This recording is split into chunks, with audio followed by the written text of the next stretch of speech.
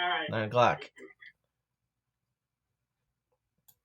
All right. Hello. Good morning and welcome to jspacedigitalearning.com. It is Wednesday, and I am joined today by Michael Jordan and Scottie Pippen. Alan Young and Justin Elliott of the Deeper Learning team. And they are here to talk about, you guys are here to talk about success skills at home. So talk about how those success skills at home. How can we bring those backpack success skills to what we're doing at home? So I'm excited to kick off Wednesday morning with this show. I'm Russ Hockenberry, the Zone 3 Digital Innovation Leader. And here we go, guys. Who's leading? Justin, he's got the biggest beard. All right. Okay. So you're the Michael today. All right. Very good. I appreciate the reference to the 92 Bulls, I guess, or 86 Bulls. I mean, what a team! That was even better than the Pistons in '85. I think, really. There you go. It's us again, the Deeper Learning guys, and we're here to talk about success skills at home. Hello. Let me get my screen sharing, and while I do, let's check in with Alan over there. Alan, how's it going in quarantine over on Brook Street? It's going pretty good. Both of us are broadcasting here from Old Louisville. Oh, all right. I'm in St. Matthews. All right. Okay, does that look correct? It looks good. And then make sure you turn on your closed captions, extra large, please. All right. That's for me. Oh, there you go. You got it. Okay, ready to go. Well, so for the next 30 minutes, we're going to think about how this NTI scenario gives us kind of some unique opportunities to help kids see success skills happening in a real authentic setting, and in one in which relationships are extremely important, and that is at home. In tossing this idea around with our colleagues in the DEP, Sasha Ray tuned me into a academic paper discussing student funds of knowledge, and this is a link to that paper if you're interested to read it. But the basic synopsis is that kids come with a large fund of knowledge and skills and abilities that they get from their caregivers, from their parents, from their grandparents, from whatever their family scenario looks like. They come with a lot of strengths and assets that in classrooms we can use to connect to them and to design learning that is relevant and important to them. Some subtitles: appreciating agency in relationships. We really know that student agency, their ability to see themselves as the deciders, as the choosers, as the agents, as the movers of their learning, when we respect that, then they make better choices for us in the class, they make better choices for themselves. And when we recognize that relationships are key, we can't help but pay attention to the relationships that they have with their people at home during this time. The collaboration that they are using and that we can help them use, and the general idea that we want using these success skills to be authentic. And this is going to be an extremely authentic time in which using success skills will be extremely authentic because we're nowhere but home. Alan, what do you think about that? Well, I just, for me, this is really also kind of coming home or so to roost with regard to the notion that our learner-centered revolution that we started with Deeper Learning really is all about the learner at the center, and that the learner not coming and only look at them with needs, but with all the strengths and the skills and the interests and the passions that they have. And so while this, no one would wish this COVID-19 time on anyone, I do think a silver lining is it is just making ever clear the importance of the learner being a fully included part of their learning, seeing them as persons who have great potential and come with great strengths. And then that other part is tuning into the relevancy, the meaning, the authenticity of what it is that we're doing, making sure that the experience that we have is a valuable, a meaningful one, personally meaningful one. Yeah, absolutely. So we will talk about 4 specific success skills kind of generally, and 4 different sorts of activities or experiences that teachers might facilitate for their kids during this NTI time. And here you see those 4. We're going to start off with a word about language. When we're talking with families, we want to make sure that we use family-friendly language. We keep directions short and simple, probably 3 steps max to anything, maybe 2. And make sure that we're phrasing everything in terms of options and support and not necessarily requirements. And then in the language and choosing the specific words we use, let's keep in mind that our success skills can sound foreign or technical or difficult to understand for some families and even for us and for some of our students. And so we can keep in mind that when we communicate, we need to do it naturally and sort of in a way that we can be understood and help everyone make the meaning that we want to have them make out of these ideas of success skills.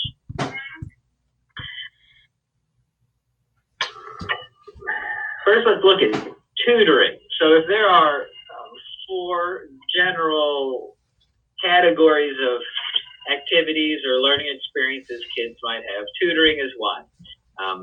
Students might be helping each other with their schoolwork. That might be the kind of buddy reading that we have happening in elementary schools, older kids, younger kids, or literature circle style things, math tutoring, or helping with technology.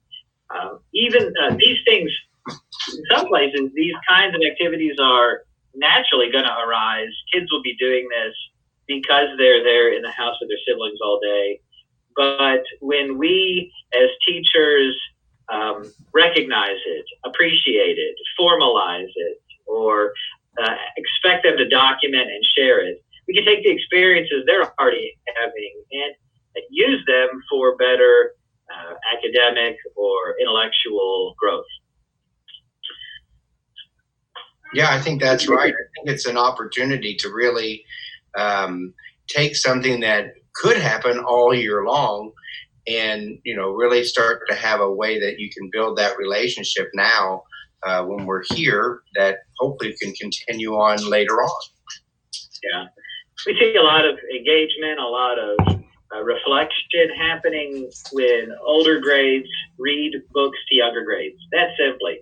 If we ask, that's simple. If we ask kids to reflect on how the younger kids read, they inevitably refer to the kinds of skills that we want them using when they're reading. In this specific example, this teacher in class, in Google Classroom, has assigned the students some links to help them with this tutoring. One's a conversation about what tips would you give to tutors, and in this case, the student refers specifically to the cueing system, meaning semantics and visual cues. Does it look right? Does it sound right? Does it make sense? So the teacher's making sure to carry over what they've been discussing in class down to very specific nuts and bolts into this tutoring kind of experience. Next is an idea about shared learning. So often in class or in the office, in the deeper learning office, we call this sometimes genius hour or passion project or inquiry-based learning. Those 3 terms aren't synonymous, but they all generally refer to the idea that a good learning experience can start when kids ask questions, when they ask questions that they're interested in genuinely, when they do research and learn, and then when they create a presentation for an authentic audience about what it was they learned or what they did. Yeah, tapping into the power of curiosity and questions. Yeah. So there's no reason why we cannot do that sort of thing during NTI and include families in it. This in classroom, this might look something more like a little more, what would you say,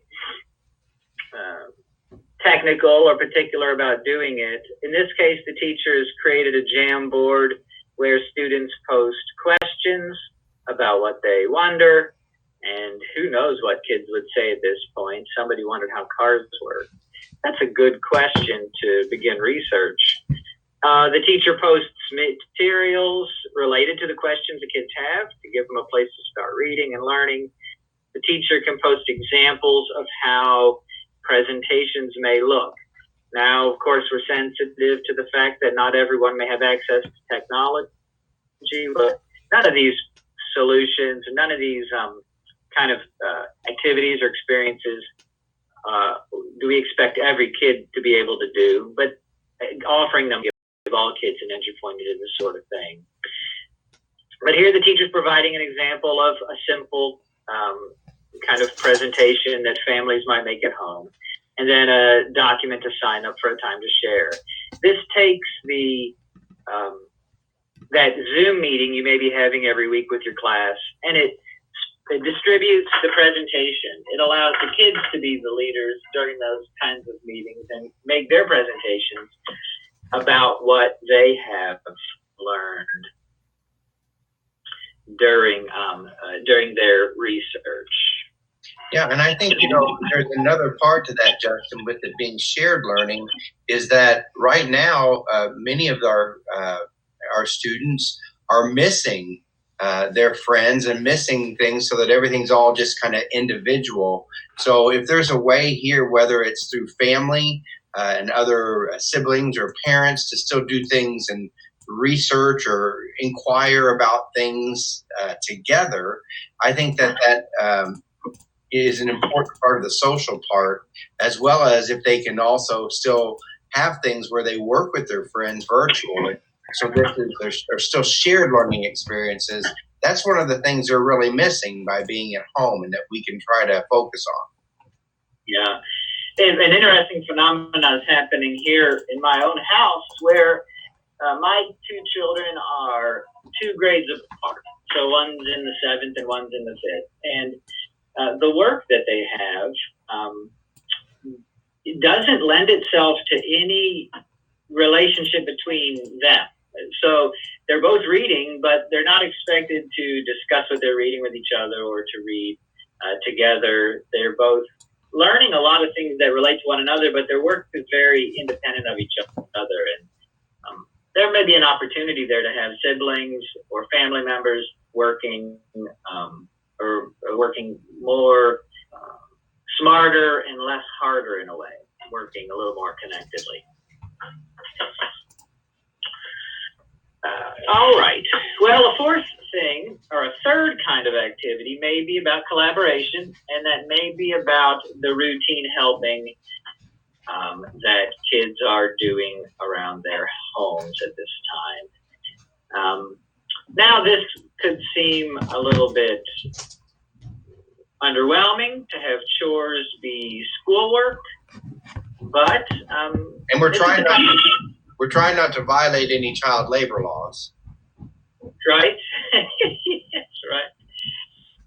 But the idea that the laundry, the dishes, the yard work, cleaning the house, helping to take care of siblings, planning for budgeting and grocery shopping, helping to deal with the kinds of problems that arise now, help kids develop a sense of agency, help relationships in their families, and help parents learn and recognize the amount of learning that can happen in daily life if these kinds of activities are reflected upon.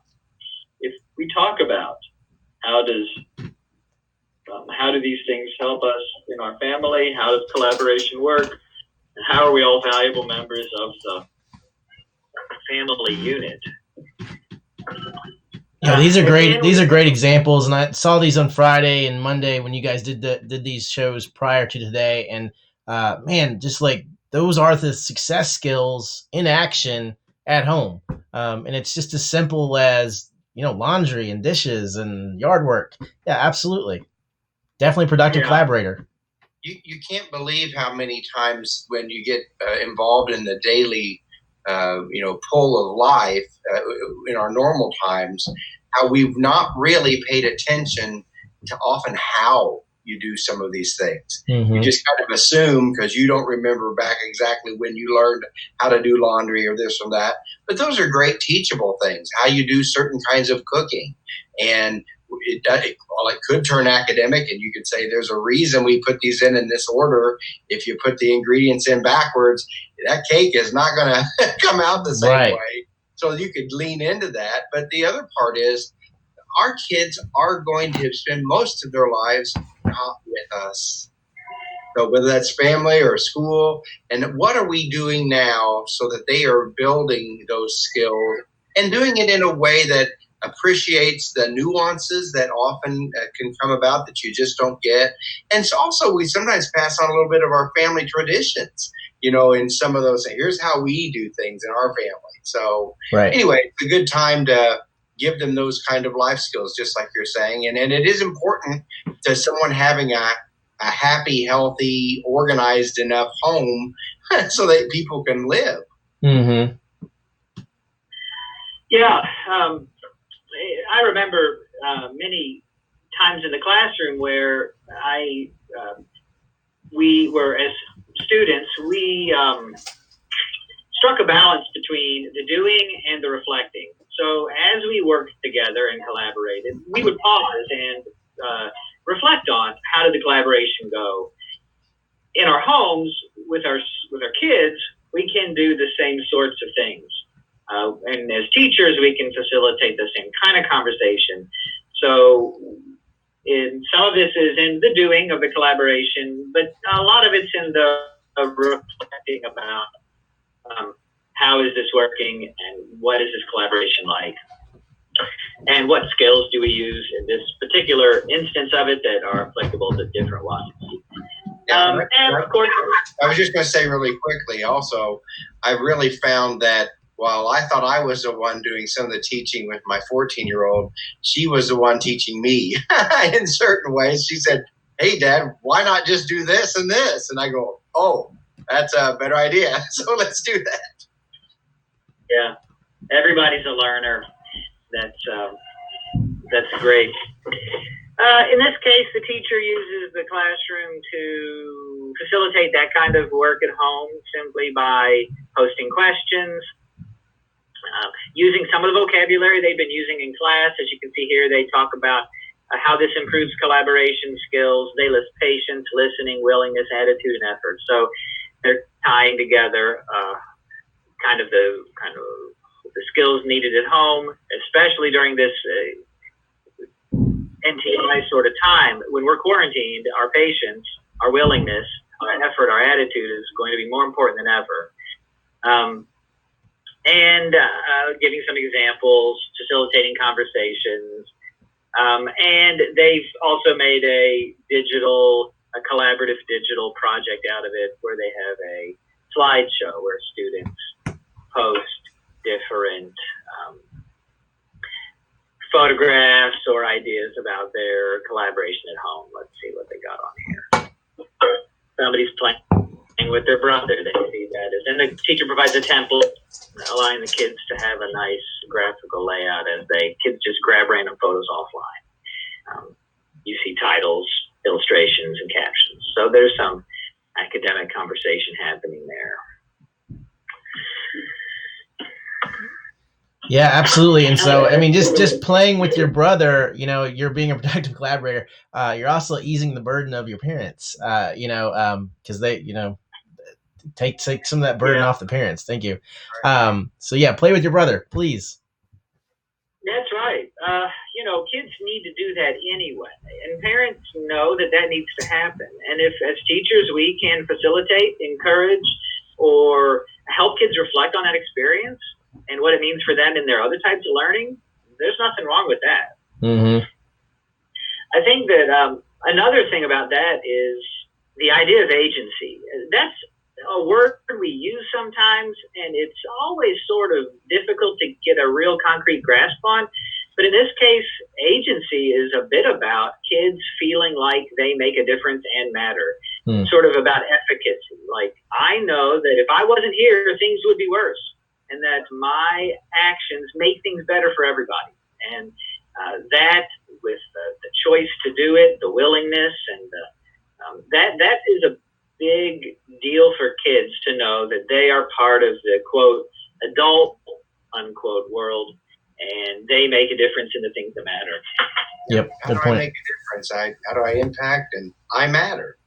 All that's incredibly important as foundations for learning, and also just foundations for confidence and happiness. Okay, and the fourth broad category, we have things like apprenticeships. So this is just a kind of fancier technical word for learning skills from a parent. In this case, we think about a specific skill. So we give kids the opportunity or the request to ask your parent what specific skill could they learn. And Lord knows what might come up in that conversation. There are skills parents have that we don't have. There are skills parents have that I don't even know about. But this is a good opportunity for parents or caregivers, grandparents, the people who are with these kids now, to pass on traditions, family traditions, religious traditions, to pass on and talk about their professional skills, to talk about hobbies and the different sort of things that keep them busy and happy in a life away from work. And then, of course, there's always the documenting part. If we can help kids do a little bit of documenting or reflecting or sharing about their experiences, it helps them connect them to the kind of skills that go along with cultural competence. And in this case, it may be a little less global and maybe extremely local, but cultural competence nonetheless, with their own culture in this case. Yeah, this is really exciting to me. The idea of apprenticeship and like having the kids out there helping you plant that garden, or the kids out there helping you do some home repair. That's just a neat way to look at this experience as far as building their skills. Yeah, and sometimes they find out something that they may really like to do that they don't really get the opportunity to normally in school. So hopefully, if they find out they really love cooking, well, maybe that says something, maybe in terms of what they want to do down the road or something. So maybe they have certain musical talents or something they don't get to explore as long. I know my daughter, who's 14, she's pretty musical, but I've taken this time we've started working on guitar. She plays violin, and so now let's add the guitar. So those have been really great and wonderful moments. So. Yep, my daughter's 18 months old, and she's actually learning guitar too. But I'm teaching her. She uses a pair of pliers to pluck the strings instead of a pick, and we're like, no, anything. She'll pick up anything and try to strum the strings with it. A power chord. It doesn't matter. Whatever. But yes, she's. Yep. Russ, I got a good book on zone of proximal development and scaffolding for you. That girl's going to need some scaffolding up in. That's right. Also, learning progressions. I think maybe guitar is step 86. Yes, yeah. You might be starting a little on early there. That's right. You're prodigy. Yeah. Here on the screen, we see another just a practical way that a teacher's done this. In this case, they've started a conversation about unique skills. Oops, I didn't need to do that. They've created a drawing in this case where kids all can collaborate to add pictures. This girl uploaded a picture of a picture that she drew. And then these pictures can also just be taken offline and for kids to share the kind of skills you're learning at home. And in this, What an easy way to use Google Drawings there. I mean, like I love just Google Drawings is my favorite Google tool. And it's just that teacher there has given the students the ability to all edit that document and be a part of that document and just to kind of insert into those squares. You think this kind of looks like a Padlet, honestly. It's like if you ever use the website Padlet, this is like the Google version of Padlet that you've got created here, which is really nice. But man, these are all. The thing is, these are all pieces of evidence, evidence that matter. We as teachers can see things. So, while Justin and I have not been explicit about standards or things like that, that's the part where we don't have to front load children. Today, we're working on this standard. No, our expertise is how can we see the standards in the things that they were interested in and what they created. That's how we can come to bear. And we can find out in strand analysis all of this stuff without having to create the experience all about perfectly looking at one standard at a time. Yep. Yeah. The teacher here, when they're setting up a drawing like this, they know that kids struggle with a lot of graphic design elements like space and symmetry and balance. And so the teacher has knocked these little squares out to kind of give them a place to see where they can put things. And as it gets filled in, the sizes can be changed. Same thing here. The teacher knows that the kids are going to need sort of a model to follow. So it's shared with everyone. It's something that kids can see. And then in classroom, in conversations on Google Classroom, they can talk about all those many principles of artistic design, such as focus, symmetry, and then text features too. So yes, being mindful about how you set up your shared your digital work helps especially younger kids make work that they know looks good and are proud of. The other thing the teacher's doing here is putting a link to this apprenticeship industries. And this is a neat website for students. It's kind of student friendly where they can go and learn about actual real apprenticeships, plumbing, electrical work, that sort of thing. So trying to make kind of a real life connection to that. All right, finally, as Alan mentioned at the very beginning, we want students in the center always. And so no surprise that brown box represents students. And in this case, because we aren't with them and because they're not in a group, journaling and their writing is sort of the proxy in our model here today. We see three different types of journaling. One's private journaling, pretty self-explanatory. We would encourage that. One is public journaling. That's simply the stream, the Google Classroom stream that we keep a conversation going about all these different sorts of learning experiences. And then one's a dialogue journal, also an idea from our DEP colleagues, which is a journal that consists of letters or dialogue between the students and their caregivers. In this case, the model's teachers, but we've also seen other kinds of caregivers, parents, grandparents, kind of write letters back and forth to their students during this time. And that is a neat kind of way to build a relationship and give kids something to capture this kind of experience. Well, and I was thinking too when I was listening to you guys the prior days, man, what a great time to start blogging. For a kid to start a blog. Absolutely.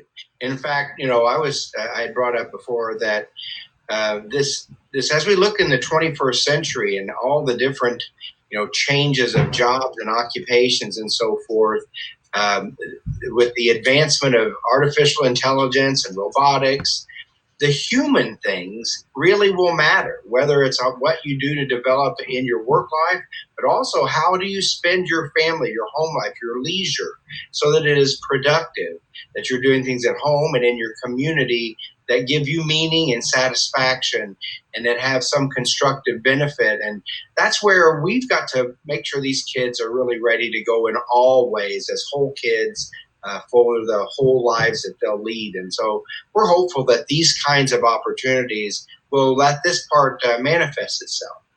Yep. All right, excellent. You guys have about 30 seconds. What do you got for us, Justin? I think that's about it. I mean, I suppose that the bottom line is helping increase the sense of agency in both the students and even their parents. I know people who worked in early childhood work in other cities, other big cities with larger populations of poverty. And anecdotally, they reported that the parents there didn't always feel confident in their own parenting skills and their own ability to relate to school. This is a good opportunity for us as educators to make school relatable to parents. And to make school and the kind of experience and the language of the talk we use in school through our success skills, through our just practicality and down to earthiness to relate to parents and let them know that they have a lot to offer even as their kids get older. They have a lot to give. Yeah, reconnect them with the fact that they're their kids' first teachers. That's right. Excellent. And that's a great message to end on, guys. Thank you so much for your time today. Justin Elliott and Alan Young and Tara Isaacs from the Deeper Learning team. Thank you so much, guys. All right. No problem. Take care. All right. And so we are in our 9:30 show right now. And 9:30 show is going to be PDL Ebook Basics 103. And so I'm joined today by Andrea Eshelman and Lori Geiler from the Gale Professional Library. Hello. Good morning. Good morning, everyone. Good morning. And so you guys have been doing this show all week, correct? Monday and Tuesday. So this is your third show with us, and you're going to be talking about ebook basics, right? And you are in for a treat. I'm Perfect. going to give a shout out to Lori and Andrea before they get going. This is a series of kind of like a 5-part series. And the first 2 days were sort of the same message to get everyone on the same page. But today is where we really start differentiating for the audience. And you are not going to be disappointed with some of the resources that we have available. The other thing that we want to tell our viewers is that the Gale Professional Library that you're about to hear more about is doing extensive work with the Professional Development and Learning Office, also working with curriculum design and learning innovation. And you may have heard or seen the icon with the library media specialists across our district. It is a great company who has the vision for student learning in mind, and they know that happens when we are helping to shift educator practices. So I will turn that over to Andrea and Lori and thank them both for being here today representing JCPS Professional Learning. And then also thank you to our IT team for helping us make this possible. All right. Thank you. All right, guys. So Andrea and Lori, who's presenting? I will be. This is Lori. All right, Lori. I will start my screen share if Perfect. that is okay. Yeah, go for it. Everyone. Yeah, I'm looking. It says PDL ebook basics 103. So this is a continuing series. So you're gonna get something new every day from this. So if you watch Monday or Tuesday, you're gonna get something new today. Absolutely. And actually today is going to be the 102 series. We spent Monday and Tuesday kind of talking about the 101. Oh, okay. Of how to access the collection and what it looks like when you're maneuvering in there. And today we're going to spend some time talking about how you would use these resources to conduct a book study, or better yet, how you would use them to create text sets to create a professional development learning series. So let's go ahead and jump right in. Just want to refresh you a little bit. Your collection is aligned to the Danielson Framework for Teaching. You have a wonderful collection of books, and this screenshot here on the right is what it will look like when you do access the collection. There are multiple entry points for this. JCPS has done a wonderful job making sure that these are accessible in many, many ways. You can absolutely enter through the Library Media Services webpage. There is an icon right here. It sits just below the Gale in Context for Educators, which is another tool that you use within your district, and I highly recommend you take some time and spend in both of these resources. You also have a link at the Professional Development and Learning site. I know some schools are going to be posting this on their individual LibGuides and in their professional development training sessions. So whatever you are going, look for this icon. It is the Gale eBooks Professional Collection icon. When you click on that icon, you'll be directed to this page here on the left. It does ask you to sign in. Your password is simplified. It is JCPSPD. It is not cap sensitive, so if you type in the lowercase, that works just as well. Then when you log in, this here at the right is exactly what you will see. So to be respectful of everyone's time, we are going to jump right in. We have kind of broken down how to conduct a book study into 5 simple steps. Pretty much the who, what, when, where, and why. Your first step is your audience and leader, your goal, the book you're choosing or a text set, then the format and platform, and then how to facilitate and follow through. I do want to spend just a moment kind of going a little deeper into each of these steps so that I make sure we're all on the same page as we start looking live. Your first step is your audience and your leaders. And the questions you really need to be answering is who's going to be reading the book and who will be facilitating this study. Those are your main questions, and these are just some ideas that I have seen happen. I was a classroom teacher up until this past August in a district here in Southwest Ohio, just a little north of Cincinnati, and we used Gale ebooks as part of our professional development. And I was fortunate enough to sit on many of these teams, so I got to experience it at different levels.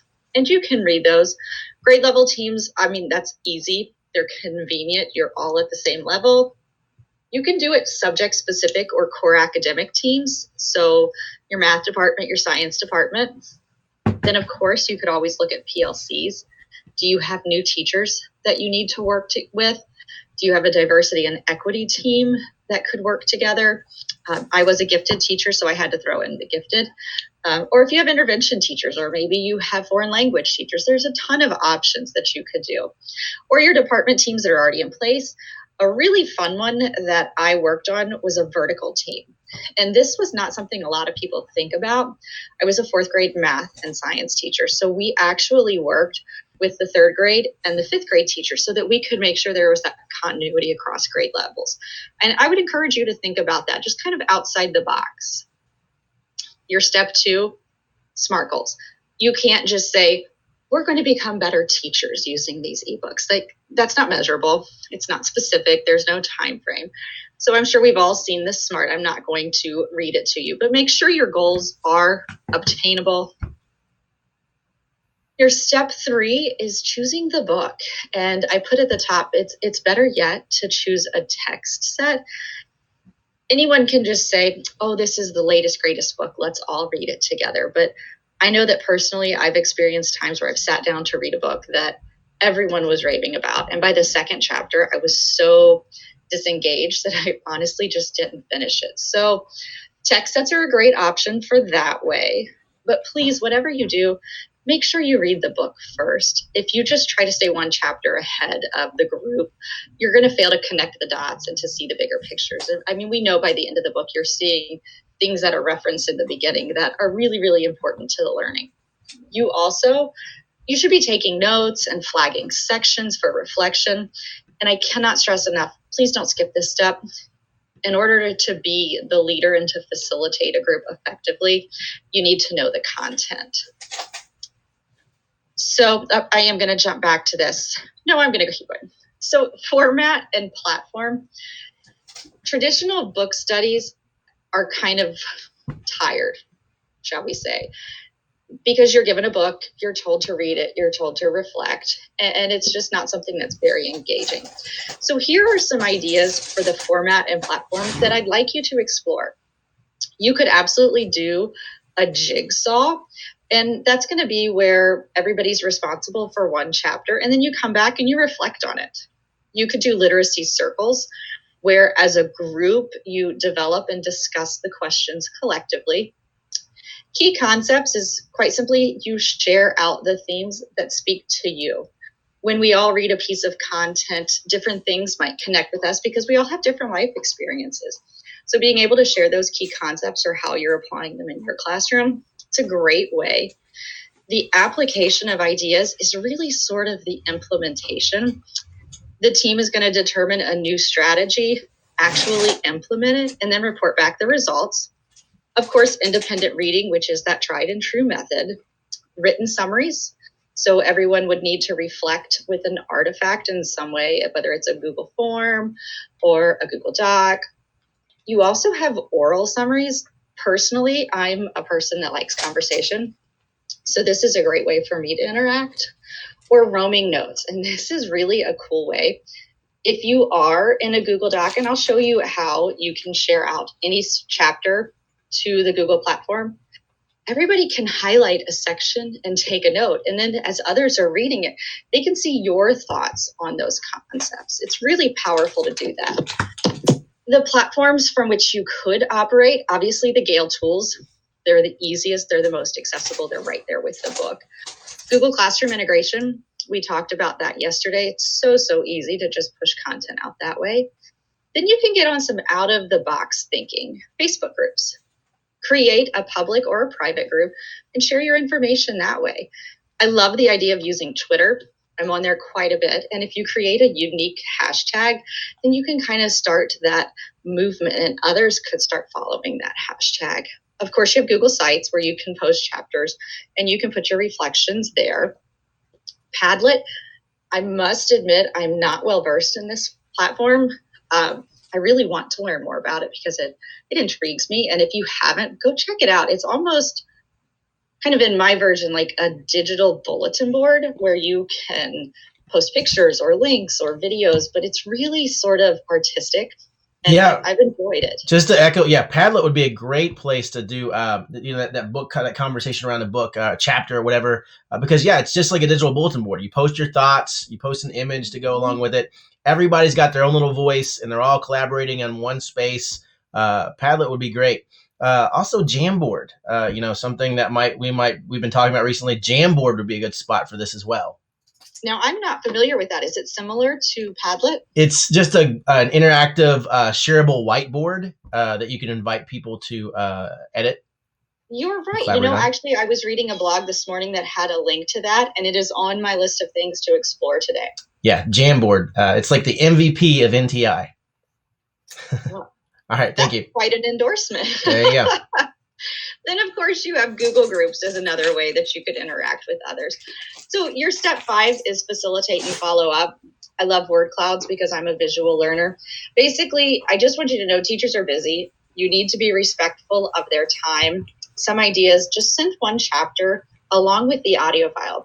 Those of you that joined us earlier in the week, you know that all Gale ebooks can be downloaded as an MP3. So send that audio file. It just saves your teachers that step. Really might encourage them to actually keep up with their reading or listening. Send reminders and due dates for your teachers as well. And then you have to make it fun. Like you can offer door prizes when we are able to get back together. You could offer food or candy. Every teacher loves when there's candy or cookies at a meeting. But then recognize contributions on social media. People like to be bragged about. It's nice to be recognized, so do that. Tag your administrators and let them know the wonderful connections that the teachers are making so that the administrators can recognize those people. And then really the ultimate goal is always to build rapport and that collective efficacy that you're working towards, since we all have a common goal. So jumping back to text sets, when we were at step 2, which what is your goal? A text set is going to be a collection of text that's tightly focused around that goal. Personally, I love a text set because it's going to give you multiple perspectives on that issue.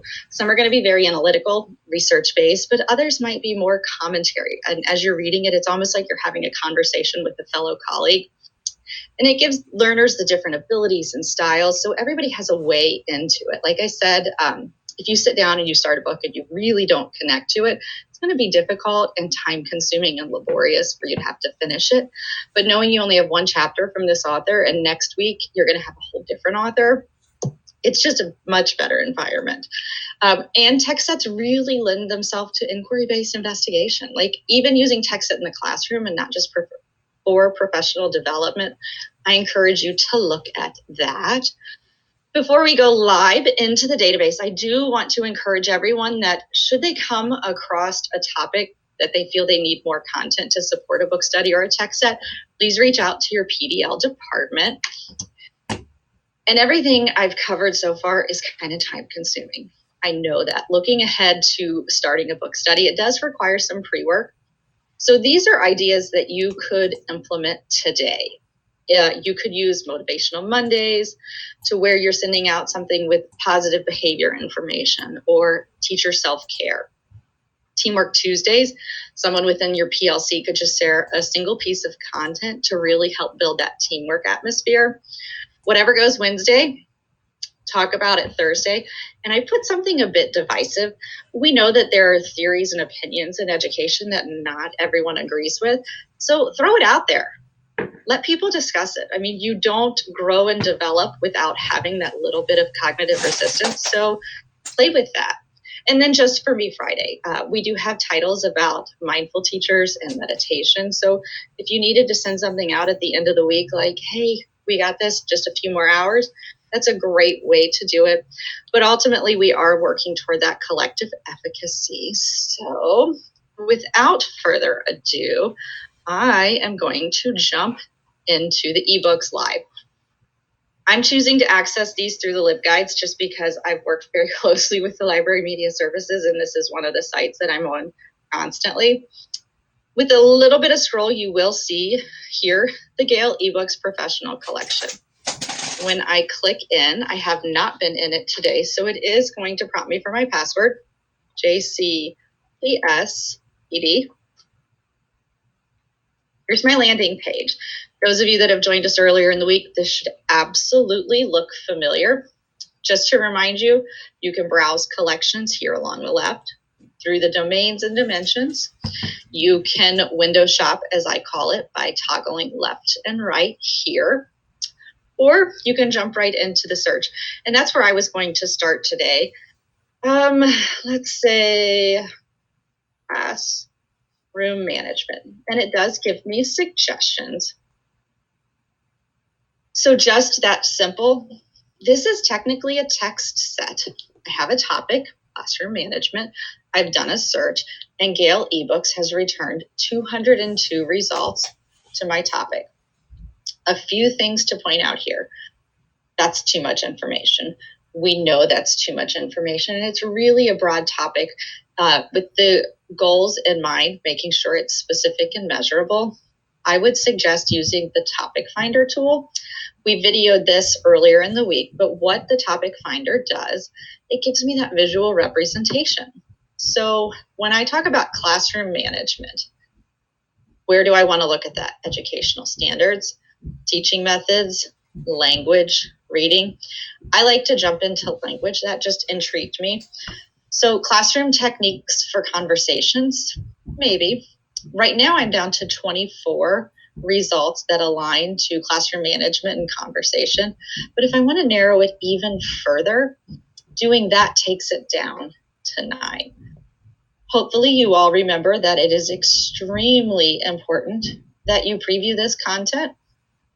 So I am just going to go ahead and open several of these in a different window and walk you through the process of how I would do this. So this first one, getting started with academic conversation, 18 pages. That's a lot of information as I'm starting out my book study or text set, but I would need to read it. If I'm not feeling up to reading it, always have the option to listen to it. So even as you're starting to facilitate or lead a book study, take advantage of the tools that Gale has given you. I also want to remind you of the Translate tool. I'm a huge proponent of taking full advantage of a product that you've paid for. And I was thinking, how could we use the Translate tool in professional development? And I started thinking about the foreign language teachers. I know at high schools they're teaching foreign language, but how much are they reading it themselves? Typically you have like Spanish 1, 2, 3, and 4. But could you, as a foreign language teacher, translate this professional development document into your foreign language and actually read and comprehend it? It's a great way to kind of sharpen those skills. Like I said, I taught fourth grade math and I took calculus all the way through college, but I'm not sure I could do those calculus concepts now. So being able to refresh those skills that you are sharing with students, just an idea. Your font size is here. Should you need to increase it or decrease it, taking care of that. For the sake of time, we are going to pretend that I have read this and that I loved it and I connected with it. And I found this paragraph to be especially impactful. Using the ability to just select some text, I'm going to highlight it in yellow, and then I'm going to take a note. Maybe my note says, Think about this on your difficult days. Or please read and respond in a Google Doc as to how you could see this working in your classroom. You could also ask questions about, how does our district address this issue currently, and what should we do to improve upon that? I am going to go ahead and just throw in a few characters. And then as I save it, my notes are populated here at the top. So at this point, I have several choices depending upon what format and platform I decided I want to use. I can put this in a Google Classroom just by clicking on the icon. All I would need to do is select my class, select my action. If you're needing an artifact to prove that the work was done, create it as an assignment. And then when you hit go, you can title it, you can give your instructions. Here's the link. So your teachers are not going to have to go back into the virtual library to actually find the link. It is going to provide it for them. Then you can decide who you're sending it to. You don't have to give it a point value, but you could give it a due date and then just simply assign it. It's that simple. If you're doing something a bit more outside the box and you want to post this on a Padlet or another website, or what was the other one, Jamboard, you're going to want to utilize the Get Link tool. This Get Link tool creates that persistent URL so that you can share it in any form that you would choose. Simply select it, copy it, and then you can paste it wherever. You also have the option to send to. You can send it direct to your Google Drive. Just like that, it lets me know that the documents have been sent to Google Drive and will appear shortly. I do want to show you what it looks like in Google Drive when you do that. So here is my personal Google Drive taking its time. Oh, okay, so my middle child, he's an 8th grader, and since he doesn't get to do all of the fun 8th grade things, we had to go back and find pictures of him through the years. And so that was my 8th grader when he was just a wee little thing. It melts my heart sometimes. But here's what I'm looking for, this Gale ebooks folder. When I click into that, right here is my document. I can open it. This is the entire text. And as I scroll down, you will see the highlights and the notes that I have taken. So when you're sharing it to Google Drive, it is that simple. Also, within the Google Drive, you'll be able to see that I have already started some text sets for later in the week where we have the other, here's the one for new teachers. Here's more information on text sets. It's very, very simple for you to add and move things within Google. So jumping back, finding another piece of content that I would like to look at. Maybe I want to stick with classroom management, but I want to kind of verge a little bit off of classroom techniques and look at language instruction and learning. Again, come in, find the content that you like, make sure that you're reading it, and then annotating with it. If this article, it's 14 pages. Again, that can be a bit overwhelming as you are starting this process. So if you want to just select maybe this much of the chapter, you can, again, highlight it, add your notes. I'm terrible at talking and typing, please forgive me. Save that. And once it's populated here at the top, I can click just view highlights and notes. And now I can send this. It is just this first paragraph from the article of Agency and Becoming Strategic. And then the other paragraph that I had highlighted from our previous chapter. And now I'm able to send this modified text set out to my teachers in whichever way I choose to do it. Again, if I want to send to, if I want to download, if I want to get link, all of those options are available. You can even edit your notes if you happen to notice that you made a mistake here. And they will also be given a hyperlink back to the entire book. So when you have those moments where you really do connect with the content and you want to explore more, know that it's there. That brings me to another topic. As you are reading, know that here on the right, there are always suggestions of more like this. These are hyperlinks to other chapters that are already in your collection. This is not going to hyperlink you out to something to purchase. It will only allow you to explore things that you already own. And then you have related subjects, because sometimes we know that our search terms aren't the most accurate as they could be. So related subjects is here at the right for you to look at as well. I do want to pause for just a minute, see if there are any questions, comments, concerns, things you want me to show again. It's been a whole lot of information in a very short period of time. Lori, I had a question for you. Sure. There was a point where you were actually highlighting, making notes, and then you took it and assigned it through the Google Classroom. Yes. Do you mind to just walk through that briefly again of how you assign that to the Google Classroom? Absolutely. So if I'm going to just sign it blankly without having any sort of interaction with the document, as soon as you get to your landing page, you could click on the Google Classroom icon. I personally like to interact with the document so that the people who are participating with me know that I have read this, and I could take notes that say things along the line of, how do you implement this in your classroom? Or how could we implement this? Or please reflect upon this, or what problems might arise while implementing this? And after I hit save, make sure that my notes and highlights have populated here at the top. And then it's just simply clicking on the Google Classroom icon. That is a persistent toolbar, so you will always have this wherever you are at in the Gale ebook platform. And you select your class. I only have the Gale demo class available to me. But you can create a class for multiple people. You could create it for several different book studies. After you select your class, it's just going to prompt you along. Choose your action. Are you going to create an assignment? Maybe you want to ask a question as it pertains to this reading, make an announcement, create a material.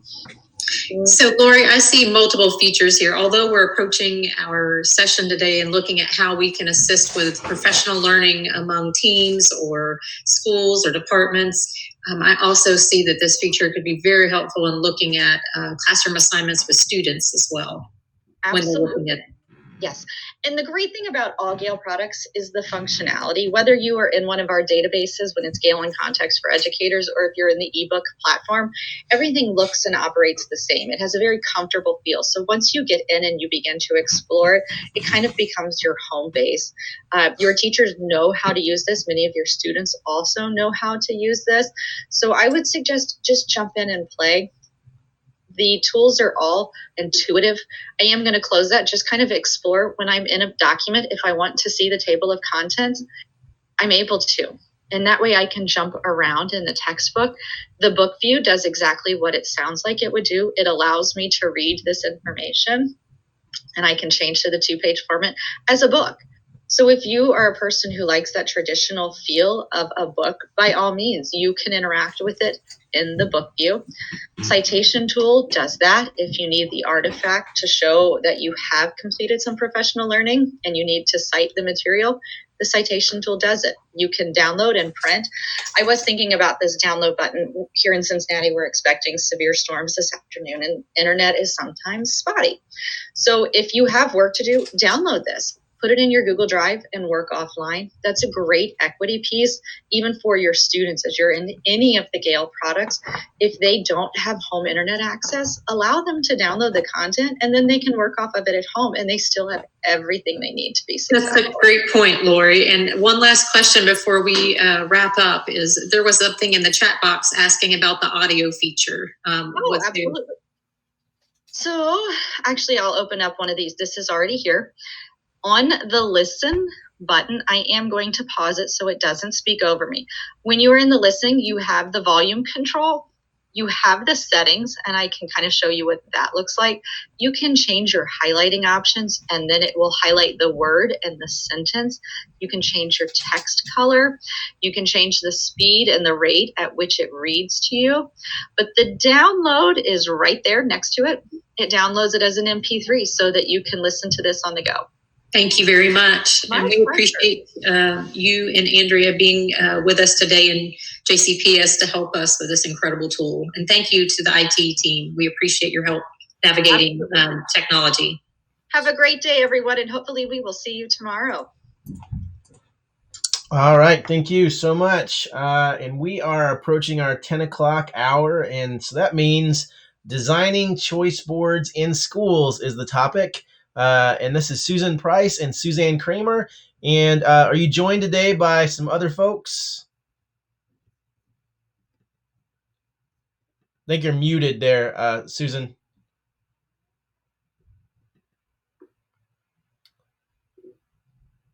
Who have we got with us? We've got...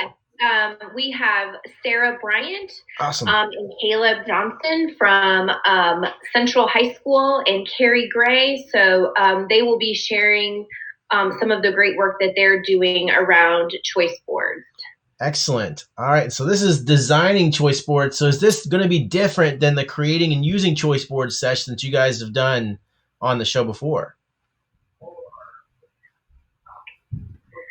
Susan, you're muted.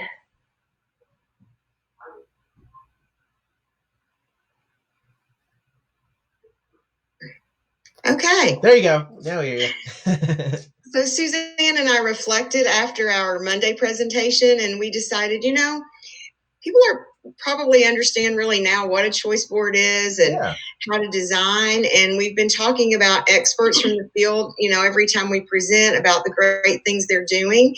And so we just decided to change it up a little, let them share what they're doing in schools with choice boards. So we're excited to have our special guest, AICs, teacher, educators, leaders, and so just doing some amazing work in the field. And we just wanted to celebrate them and just really show this morning how they are leading the work of choice boards in their school. Absolutely. So I'm excited to see some examples as well. So is somebody going to be presenting today? Suzanne's going to drive, and I'm going to monitor the chat. Perfect. All right. And then make sure you turn your closed captions on. Extra large for us, if you don't mind. Text side. There you go. Thank you so much.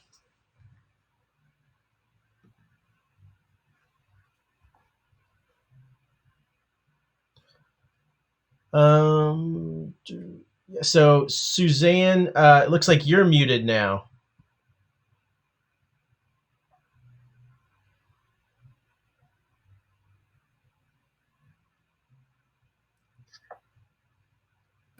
Suzanne Kramer, it looks like you're muted. Yes.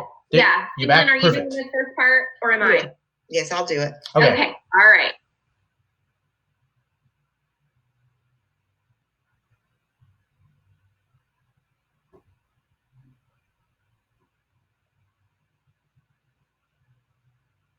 You ready? I think we're ready to go. Ready? Mm-hmm. Okay.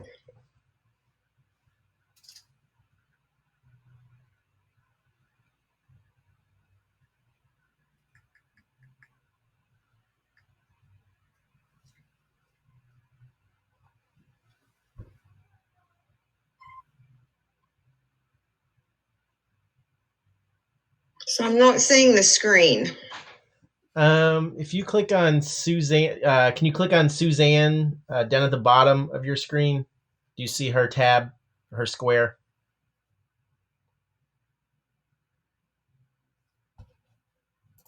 Can you click on there you go. Where's Suzanne? If you just click on me, there you go. Then you'll see what I'm doing. Does that make sense? Yep.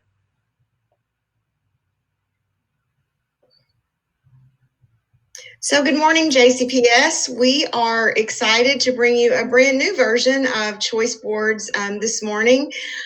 Suzanne and I decided on Monday that you probably already were learning all about choice boards, and we wanted to bring some experts from the field in. So today, Suzanne and I have Shelley Scott, who is the AIC at J-Town, Carrie Gray, who is the AIC at Carrick, Sarah Bryant, who is a teacher at Olmsted, and Caleb Johnson, who is the chemistry teacher at Central High School. And they're going to be sharing some of the ways that they are leading and designing choice boards in their schools. So we want to begin always with our why. And so we all know that choice boards are basically just graphic organizers that provide students with a variety of learning tasks. But why do we use choice boards? And what we've seen, amazing work going on in our JCPS schools during NTI, is that students are really motivated when they are using these choice boards. Had a conversation with the student early during NTI, and she was telling me about how much she loved it. I've seen during several presentations where teachers are using choice boards, and students are even responding with Jamboard about their activities. So, we really feel like the use of choice boards has really increased motivation and engagement during NTI. And also, we know that the benefits of using choice boards are always providing our students with the why, the power to choose. And it also, allows them different ways to demonstrate their learning. And I just think this freedom encourages them, to be more responsible, to be accountable. But ultimately, our choice boards in JCPS are allowing our students greater opportunities to experience deeper learning. Suzanne?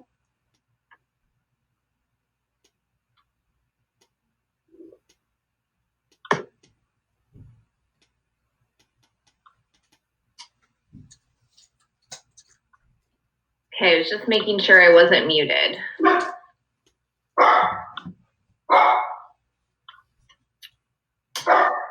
So our choice board design has had several iterations, and I think we've all in CDLI and even across the district have learned a lot in this process. And so we have found in choice board 2.0 or 3.0 design that choice boards can really be a driver for interdisciplinary planning and design. And so choice boards are most powerful, perhaps, when they're designed around a compelling question, particular concept, or theme. And so linked in this presentation, you'll see a link to the PD that Ryan New and I did a couple of weeks ago on how you might design a choice board around a compelling question and a summative task. And so this is an entry point for teachers to come together to design coherent learning experiences for kids that bring together the why of disciplinary learning. So rather than getting 6 disconnected assignments that have nothing to do with one another, if we design around a compelling question or a big idea, kids will begin to make connections between their learning, and the experience of NTI can be more streamlined and maybe less overwhelming for families. And so in our choice board design, there's several different types of activities. There are ones that provide practice. There are some tasks that demonstrate mastery. But the first step of this interdisciplinary design is to identify that core concept, the theme, that sort of final summative task that answers that compelling question, and then look at our academic goals and plan backward from those goals through the learning that students will need to do. And then we, of course, want a variety of mediums. So things like photo voice and podcasts and one-pagers in different ways of applying learning and showing their performance of their learning in different mediums, I think, is really important. And then, of course, we want to have varying levels of complexity. We may want some tasks that are facilitated by and done with a teacher over an extended period of time, like a passion project or a genius hour. Or we may want tasks that students can do fairly independently. So we just want to assure that all of the tasks are aligned to our learning goals and then to that compelling question and build over time. Okay, next we have Shelly Scott, Shelly's going to talk to us about how she is leading the work from J-Town Elementary with their choice boards. Shelly? Good morning, Susan. And I don't know how to get to my choice board. Just click on plan. Okay. Check. Yeah. Okay. Can you see it now? I can see it Oh, now. there it is. Okay, Yep. great. Okay, so my inspiration came from attending the NTI learning session from Ryan earlier in NTI, and I thought this would be a great way of really honing in and bringing social studies back into the classroom on a more regular basis. And so I left the classroom to be an AIC as a third grade teacher. And so that's where I started. And it was hard work, but I had a lot of fun just trying to do a lot of cross-curricular kinds of things and bundling the different content areas with that compelling question in mind. So this has led me then to try to do more with those compelling questions and get some of my staff on board to do that.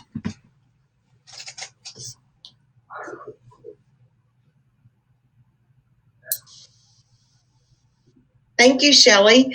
Next up, we have Carrie Gray talking about the work at Carrick Elementary with using choice boards. Thank you, Susan. I'm so excited to share our journey because it's been really fun. We started, just like Shelley, the same way. I saw Brian and Suzanne's NTI PD that first week, and we had already at Carrick determined that we wanted to create choice boards for our families. But then after seeing their PD, we wanted to shift towards challenging ourselves to make these choice boards around compelling questions. And it's really been a journey. And you can see here, this is just an example. And I pulled kindergarten because I think often we think our little young students can't do this work. So I just wanted to showcase that even our youngest students can do this work, and teachers can create amazing activities that are focused on supporting questions, which will lead students to answering the compelling question. So our process that first week, we were doing what Suzanne said and just creating different activities that didn't really connect in any way. So we started to make this shift slowly over the past 2 or 3 weeks, depending on each team. And now all 6 of our grade level teams are on board and teachers are working through this process to plan this way. And like Shelley said, it's a really amazing way to include some content, which I think we all struggle with sometimes during planning. So this has afforded us that opportunity. So what I have asked teachers to do is just to really, as Suzanne mentioned, start that backwards planning design and thinking about what the summative task will be to have students answer that compelling question. And then we back plan our supporting questions. The real challenge for us has been to maintain alignment between the standards that we want to focus on and meeting the needs of the compelling question. So students have activities and tasks that bring them to that knowledge. So as you can see here, math, for example, we really didn't find a connection. So what I have told teachers is that if we can't find a connection, we're not going to force it at this time. We're just going to keep working through until it feels more natural to plan that way, because it is a shift in thinking. So sometimes we have activities that may not perfectly align to our compelling question, but we are working through that.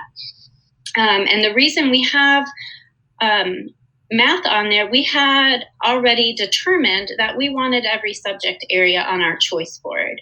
So we're working through that process of what that really looks like. And I'm excited to say that all of our teachers, including all of our special area teachers, art, math, PE, computer, and even our librarian are working through this process of helping design activities around the supporting questions. I love how inclusive this is, Carrie. You've got every subject represented there. Process to plan this way very intentionally. So just wanted to say our teachers have really enjoyed this process, and they are saying things like it's making their planning more focused. They're much more intentional about aligning content and standards. And they're really enjoying the work that the students are producing from these boards. So thanks to Ryan and Suzanne for introducing us to this idea. It's pretty fun and exciting to plan this way.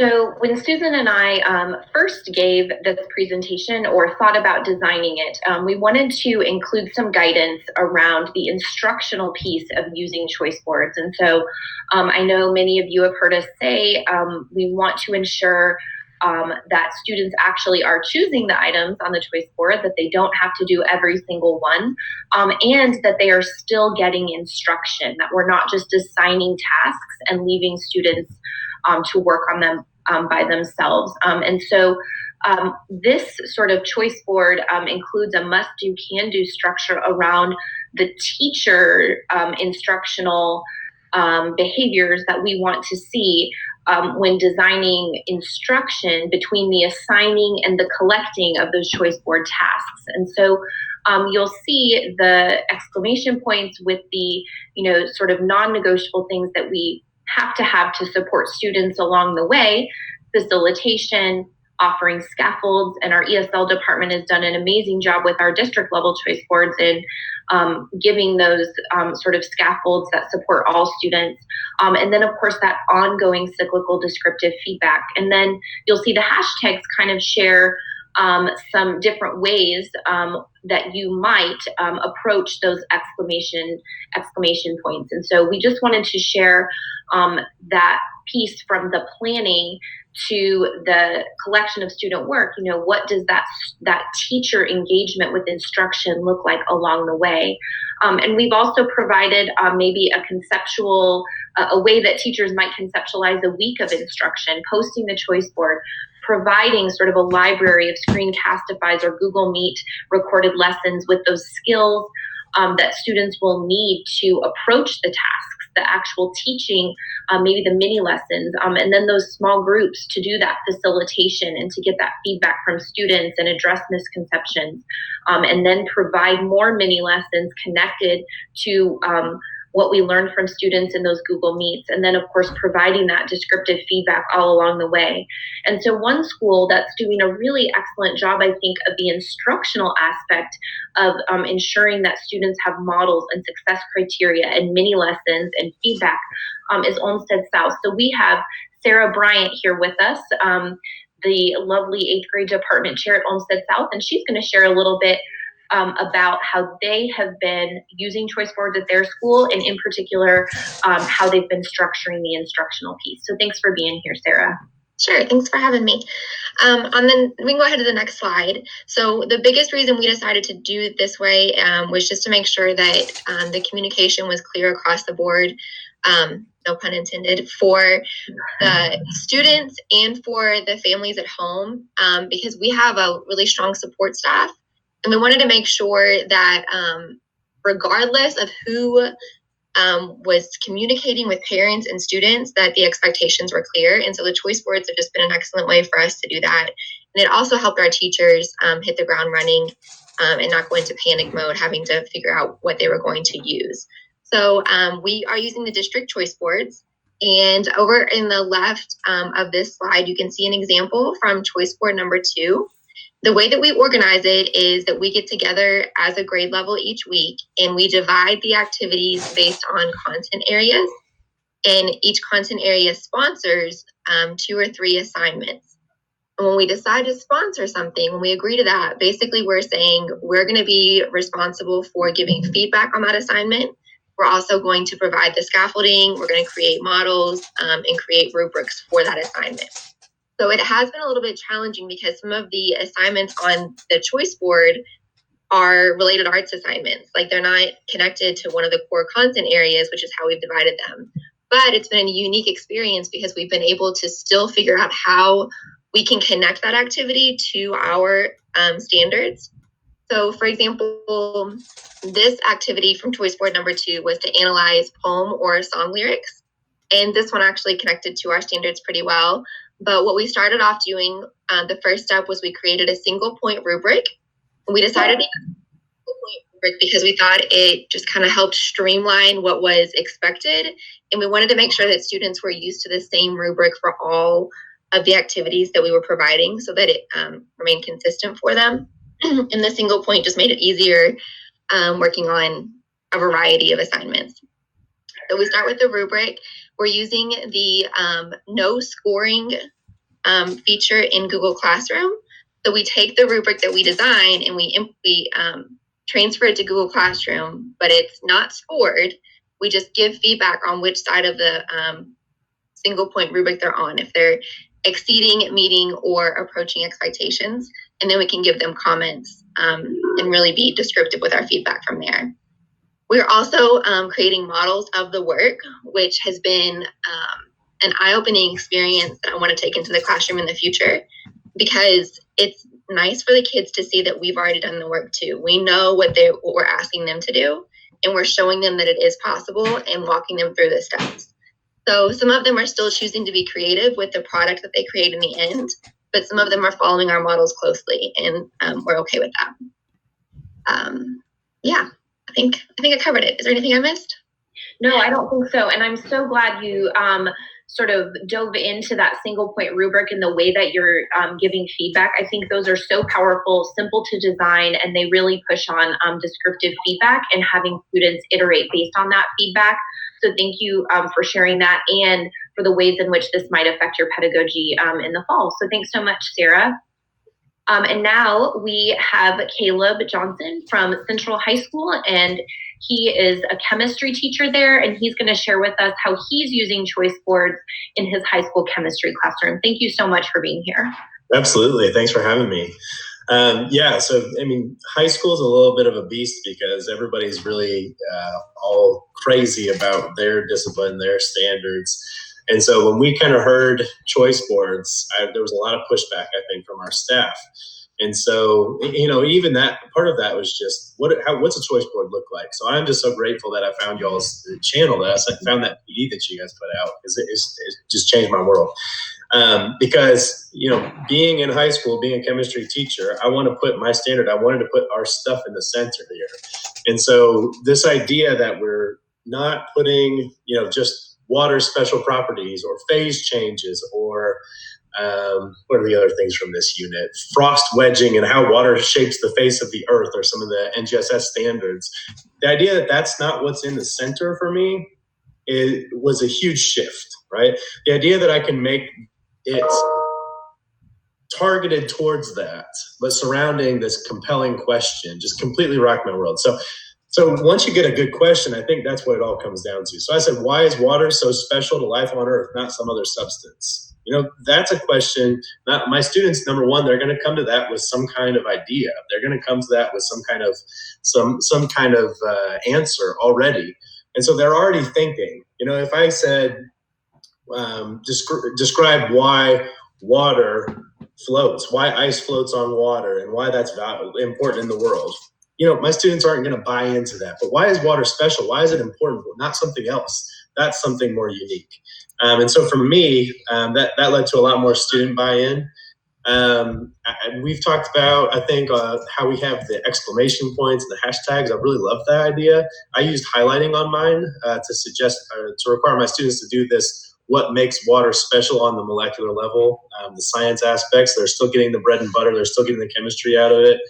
And I also suggested, being in a high school level, if I've got students that want to go on and take AP chemistry next year, they're going to need to get more of the details. They're going to need to get more of that science behind it. So I've used blue highlighting for that. Once I got the compelling question, the real question beyond that is, how do I come up with all this other stuff? And I love that we've got this interdisciplinary approach, that we've already got this framework for looking at how my subject now connects to all these other subjects that my students probably, let's face it, are a little more interested in than just chemistry. It's bad. I can't. The joke for chemistry teachers is we'll just set something on fire or make an explosion, and all the kids will be excited.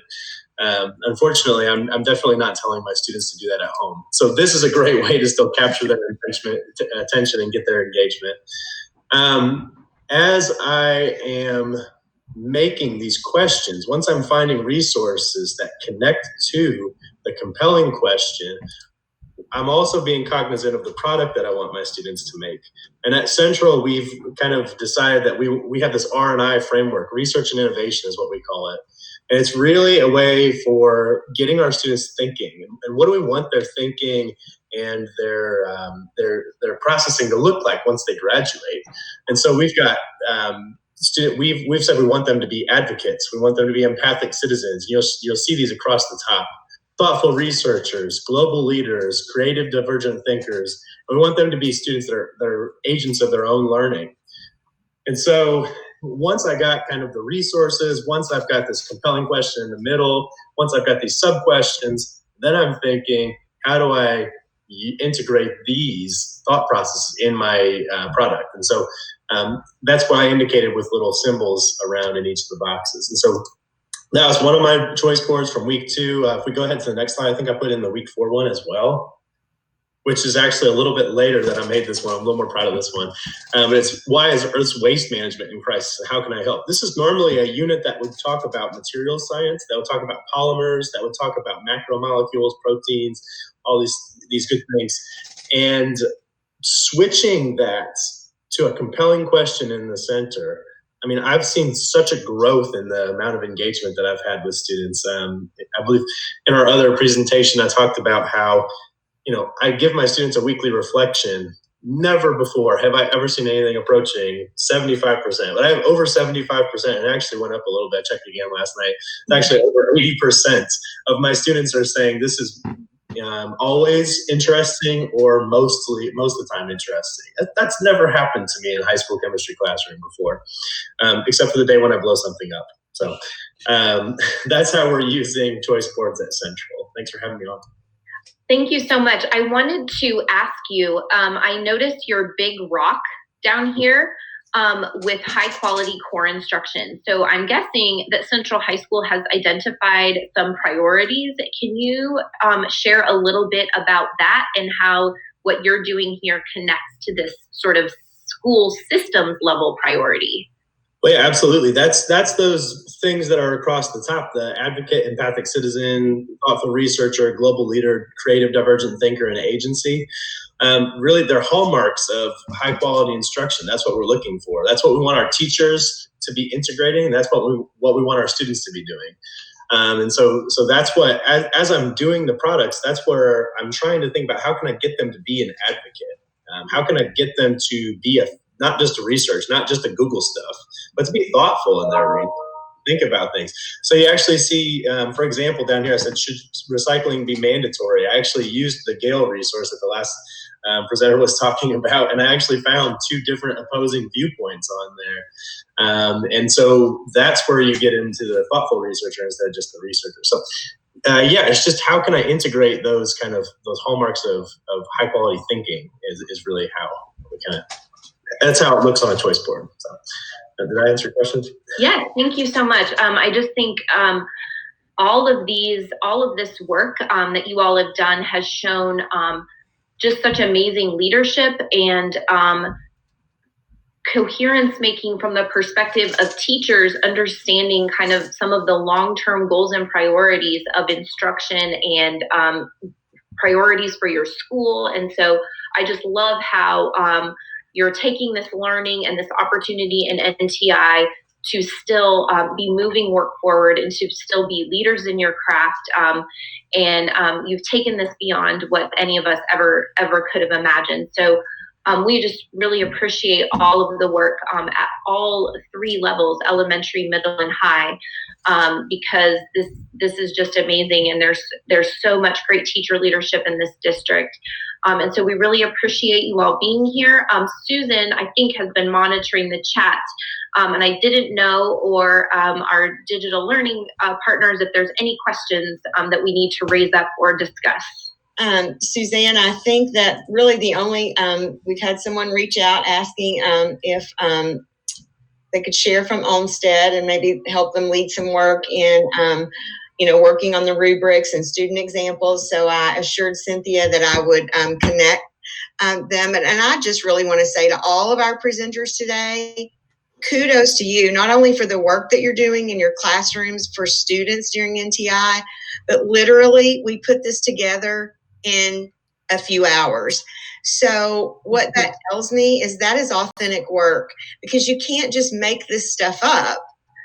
So when I reached out to all of you, well, Suzanne and I had brainstormed, and then we really just started reaching out yesterday, and everybody on this presentation just jumped in added their things. And so, again, this is what authentic work with teachers really looks like. This is our deeper learning agenda for our students that is so student-centered that I'm sitting here with Coach Hills like a proud mama.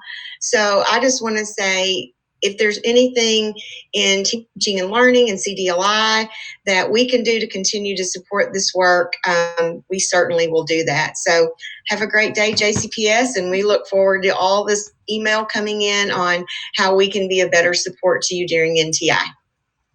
Thank you all so much.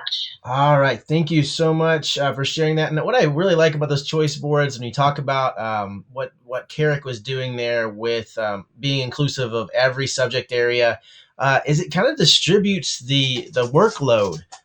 This isn't easy. Like what we're doing is not easy. And, any kind of time you can take some burden off of other folks and kind of work together to get things done, when we're all rowing the same boat together instead of one person having to row the boat by themselves, that's important. So I love the idea of choice boards and that shared aspect. Okay, so let's go to our 10:30 show, which is Conscious Discipline, COVID-19 Supports for Educators and Families, Part 1, Pre-K through 5, 5th grade, right? All right, and so I'm joined today by Brian Clark, Julie Hilton, and Allison Miller. I am Russ Hockenberry, Zone 3 Digital Innovation Leader. And hello, guys. Good morning. How are you? Hey, great. Good. And so, Brian, are you going to be the one presenting today? Sorry, sir. Couldn't hear you there. Are you going to be presenting today? Or who's got the slideshow? Yes, sir. I'll be presenting the slideshow on this Perfect. end, and then Miss Allison Miller will be leading us through the actual slides. Excellent. All right. I'd just like to first thank everybody for being here with us this morning. This is part 1 of a 2-part series. Part 2 will be tomorrow. And as Russ just shared with you, we are going over online supports utilizing the Conscious Discipline website, especially focusing on the COVID-19 resources. Conscious Discipline is a framework that we utilize at Duval Education Center in our early childhood classrooms. It is a social emotional framework. And the big piece about it is creating a classroom family, creating a school community. So we want to show you over the next 2 days how you can accomplish this also in your virtual classroom. So we hope that you enjoy our presentation. We do leave our information at the end. If you have any questions, feel free to email us. And joining me today is, I'm Brian Clark again. I'm the manager of early childhood at Duval Education Center. With me today is Miss Julie Hilton. She is one of our curriculum coaches with early childhood. I think she just waved at you guys. And then also joining me today is Miss Allison Miller. She is with NCFL, a partnership with JCPS. We're fortunate to have her today. And so I'm going to turn it over to Miss Allison and begin our presentation. Good morning. My name is Allison Miller, and as Brian said, I'm with the National Center for Families Learning, otherwise known as NCFL. We provide a variety of different supports for JCPS. My primary role is with the early childhood program, and that is how I met Brian and Julie back in the fall, as just a support for them through their work at Duval. And then we started talking about conscious discipline because it's something that they have embedded in all of their classrooms. And so as we got into these first few weeks at home, we were thinking about how we could support teachers in the classroom and support families as well, and what type of resources would be available. And Conscious Discipline actually opened up a variety of free resources, and they created a lot of resources for the COVID-19 pandemic. And so what we wanted to do today was just kind of take you through the steps of registering for a free Conscious Discipline account, and then getting your free resources, and then upgrading to the premium resources that they have available right now. So we're going to go through each one of those. And then, as Brian said, this is part 1 of part 2. So tomorrow when you join us again, Julie and I will be going through different ways that you can incorporate conscious discipline at home and within your virtual classroom. So we'll go ahead. And so, like I said, this is part 1 of part 2. We're going to go over how to access conscious discipline online and register for that premium access. And then the first thing that you're going to do is you're going to visit the Conscious Discipline website. You can click on the link here, or you can type it into your search bar and it will take you to consciousdiscipline.com. And the first page that you see right now, their homepage has been redesigned to represent what they're able to offer for COVID-19 right now. And you'll see that lovely lady there in the blue. Her name is Dr. Becky Bailey, and she is the brains behind Conscious Discipline. She's been doing this for close to 30 years and developing this whole outline of how to look inward in yourself and understand how you're responding to things, and then talk to your children in a way that they will understand things and understand how their own brain is working. So you're going to go there, and then if you click at the top, there is a little login button, and you're going to click login at the top in the right-hand corner, and then there will be a little box that says register. And you're going to register by entering your email address. You can enter your personal email address, or if you have a JCPS account, you're welcome to enter that as well. As soon as you do that and you hit register, you're going to be emailed a temporary password. And when you open up your email, it is going to have a little Conscious Discipline, like blue email for you. You might have to look in your junk or your spam inbox for the first time. When I did this for the presentation, I used my personal email since I already had an account, and it did go to my spam folder, but then I moved it out and tell it that this was one that they should be able to trust. When you open up that email, it's going to give you a link, and it's also going to give you a temporary password, which is down there in bold. And so you just want to copy that temporary password, and then you want to click on the link, and it will take you to the next page. And that's going to be your account. And so this is your home screen of your account. It'll say My Account down the left side, and it'll have different places that you can visit. And on the right side will be other areas that you can visit. As soon as you log in with your password, you want to change the password that they generated for you. So change it to something that you'll remember, something that you're, and so you'll click on account details. You'll change your password to a real password. And then we'll be able to kind of get into the bread and butter of things. So the first page that we're going to look at is your dashboard. It looks like this. You'll see up at the top, you have the Conscious Discipline figure up there in the left-hand corner, and then it has some different areas that you can visit, including the shop. And then down the left-hand side is your navigation pane. It has account details, your orders, any events you might be registered for down the line, digital resources, themes, downloads, your event profile if you're registered for something, and then you can always log out down there at the bottom. On the right-hand side is just the 6 most popular places that you can visit. You're not going to have any tickets or orders or teams right now because you probably won't be registered for anything just because they don't have too much coming up right now. But account details is where you can change your password, and you can change any type of information there. And then digital resources and downloads will be another area that you're going to go to. So we're going to click on digital resources now, and it's right there. And then that's going to take you to this page that says free resources membership. And so this is the very, very basic membership. Everybody that registers with Conscious Discipline gets this. And so it's just a lot of different resources within that for free. But what we want to do now is we want to get that premium membership that they're offering until the end of June. And it's normally $80. So we want to register for that today to get it for free. So you're going to go ahead and scroll down. Or sorry, not scroll down. You're going to click on the Conscious Discipline in the top, and then it's going to take you back to your main page where you see Dr. Becky Bailey and you see the COVID-19 resources. And now you're going to scroll down. And as you're scrolling down, you will get to these 4 little topics. It's going to talk about virtual support, webinars, and free printables. And so this is just one of the printables that will be available for you. It's called Schubert and Sophie Stay Home. If you're a parent with children that are 0 to 5 that are maybe really struggling with this process of staying at home and not being able to see people and having things canceled, this is a great resource for you.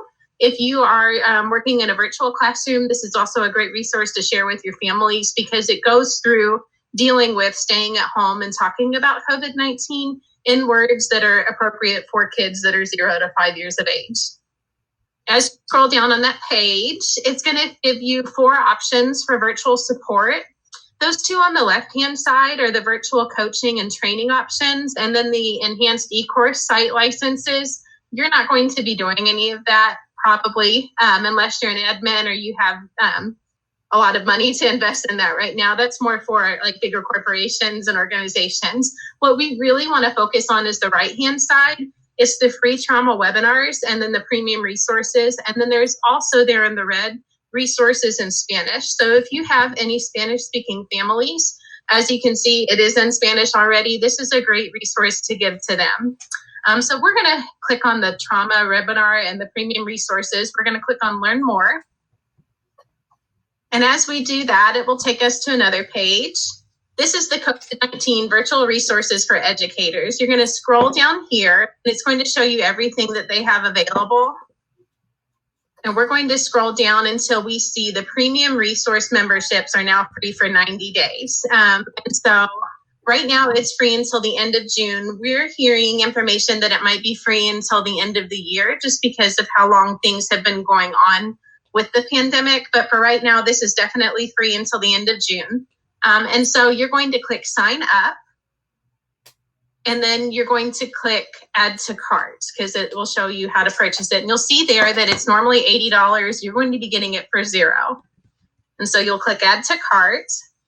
And then up at the top, it should show you that you have one item available in your cart. You're going to click on that one item. And then it will come up. It will show you that you have the premium resource membership for 90 days for free. The price is $0. And then it will give you the cart total. It should all be $0. You're going to click proceed to checkout. All right, so this page can look a little scary sometimes, but I want you to know that they are asking for your name, for your information, just because they are interested in knowing a little bit about you and like who is getting these free resources, but they're not going to be taking down any credit card information. And you can use your school address if you're not comfortable giving out your home address. This is just truly for them to track how many people and where they're located are using these resources. After 90 days, you're not going to be charged for anything. It's nothing like that. So go ahead and fill out that information. And then as you do that, once it's all complete, you're going to hit place order. Thanks for I appreciate you reiterating that that you will not be asked for credit card information. You're just going to put down, if you're not comfortable putting down your home address, put down your school address. So perfect. And then you will have access to everything, which we'll go through a little bit more tomorrow. But you can play around within that. The other things that we wanted to let you know is that if you're on Facebook, they have a social media connection for their Facebook page. So you can get a lot of great things on there. Right now, I'm on Facebook. They have a lot of the certified instructors are doing little daily webinars or Brain Smart Starts or different type things that you can do as an adult, or you can invite your children or your family to do as well. So there's a Facebook page if you want to check it out there. And then they also have a YouTube page, which is a really great resource if you're wanting some more videos to show your families, or if you're wanting more videos to learn for yourself, or maybe show your own children. YouTube is really great for that. And then they also have a Twitter page at Conscious D. And so we all know Twitter is a little bit more truncated, so it'll be shorter things, but they have a lot of great resources there. So that is it for me. We will take this time to take any questions that you guys might have to discuss what conscious discipline is, what kind of resources they have available. If you're interested in any printables or webinars or stuff like that, we can go through that. I can share, I've got 3.5-year-old at home. We have printed out the She Rich Stays Home book and talked about that. And we've used some different things like that. So there are definitely for your early childhood families, or for anybody birth to 5, maybe going into kindergarten or first grade, there's a lot of great resources there. So I'm going to give it back to Brian and Julie. You guys can also see, once again, resources courtesy of Conscious Discipline. We also included the Facebook link again. And this is our contact information for Ms. Hilton, Ms. Miller, and myself. We are entering next school year, we'll be entering year 5 of our journey with Conscious Discipline. So we have been practicing this and utilizing the skills from Conscious Discipline within our classrooms.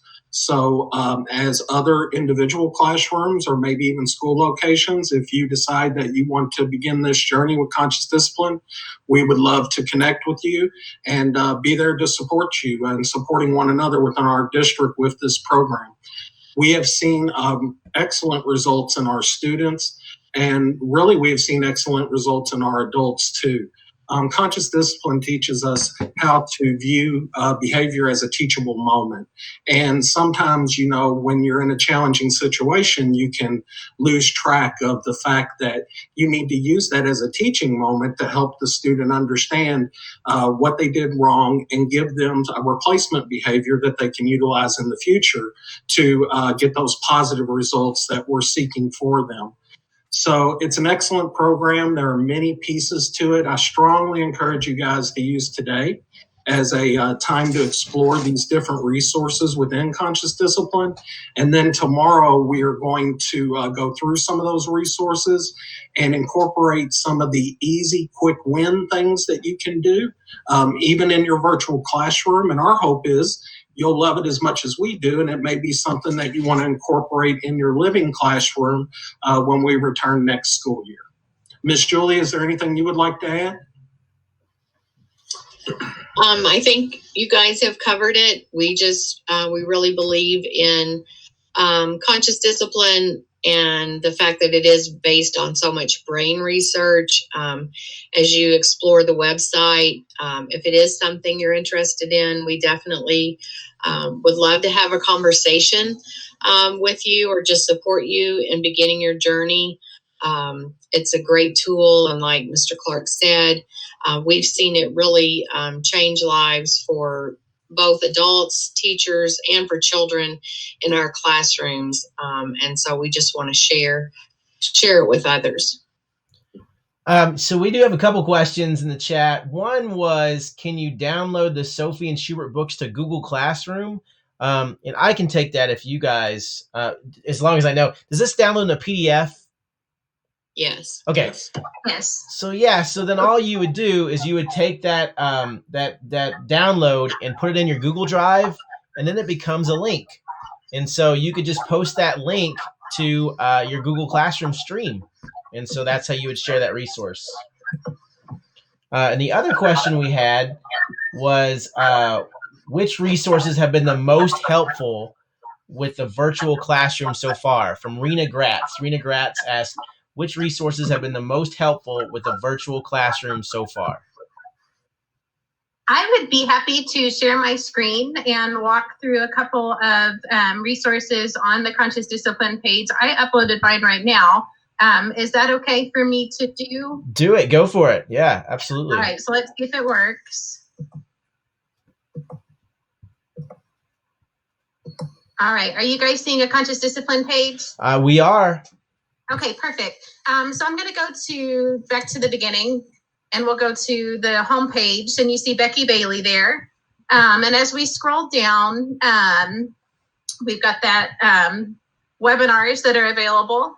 And that might necessarily not be great for your Google Classroom, but I'm going to scroll you all the way down to the resources.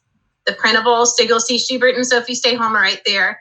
And then we have the free printables. So I would say if I were just dipping my toes into the conscious discipline pool and wanting to share something that is really important for families right now, I would look at something like this, the social skills for siblings asking for a turn. And we can download that just here. It'll show you. So again, we know social stories. They're great ways to talk to kids in a developmentally appropriate way about different things. And so you can go through, this is something that you could share with families. You could definitely read it in your Google Classroom. So we know a lot of families do have multiple children home, and they might be having to kind of manage, the conflict that comes with that from time to time. So this would be a great resource there, definitely. And I'm going to kind of back up out of there. We also have asking to play, which is really important. Conscious discipline is all about breathing. It's about taking a deep breath and calming down your brain and understanding that you're not being threatened and you're not being hurt or anything like that, and that you're connected. So the breathing is really important. Hi, Gabe. Can you please give me just a second? Sorry, that was my little one.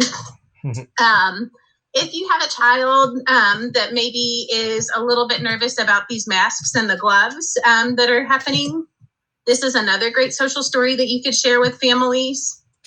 Just talking about, why are we wearing masks? Why are we wearing gloves at different parts of the day or different places that they might be visiting? And it definitely has those kind of healthcare partners that are our essential workers and keeping us going. And so that's another great one that you could do. And then I will share the one that I have found really helpful with my son at home has been the visual daily schedule. And I realize that this might be difficult to implement for an entire classroom, but if you have a family that maybe needs a little extra support, this is a great way to kind of talk about the different things that you're going to do each day. So I printed these out for my son and just cut them out. And he picks each day the different things that he wants to do. So he gets to pick the things he wants to do, and then I choose the things that he needs to do.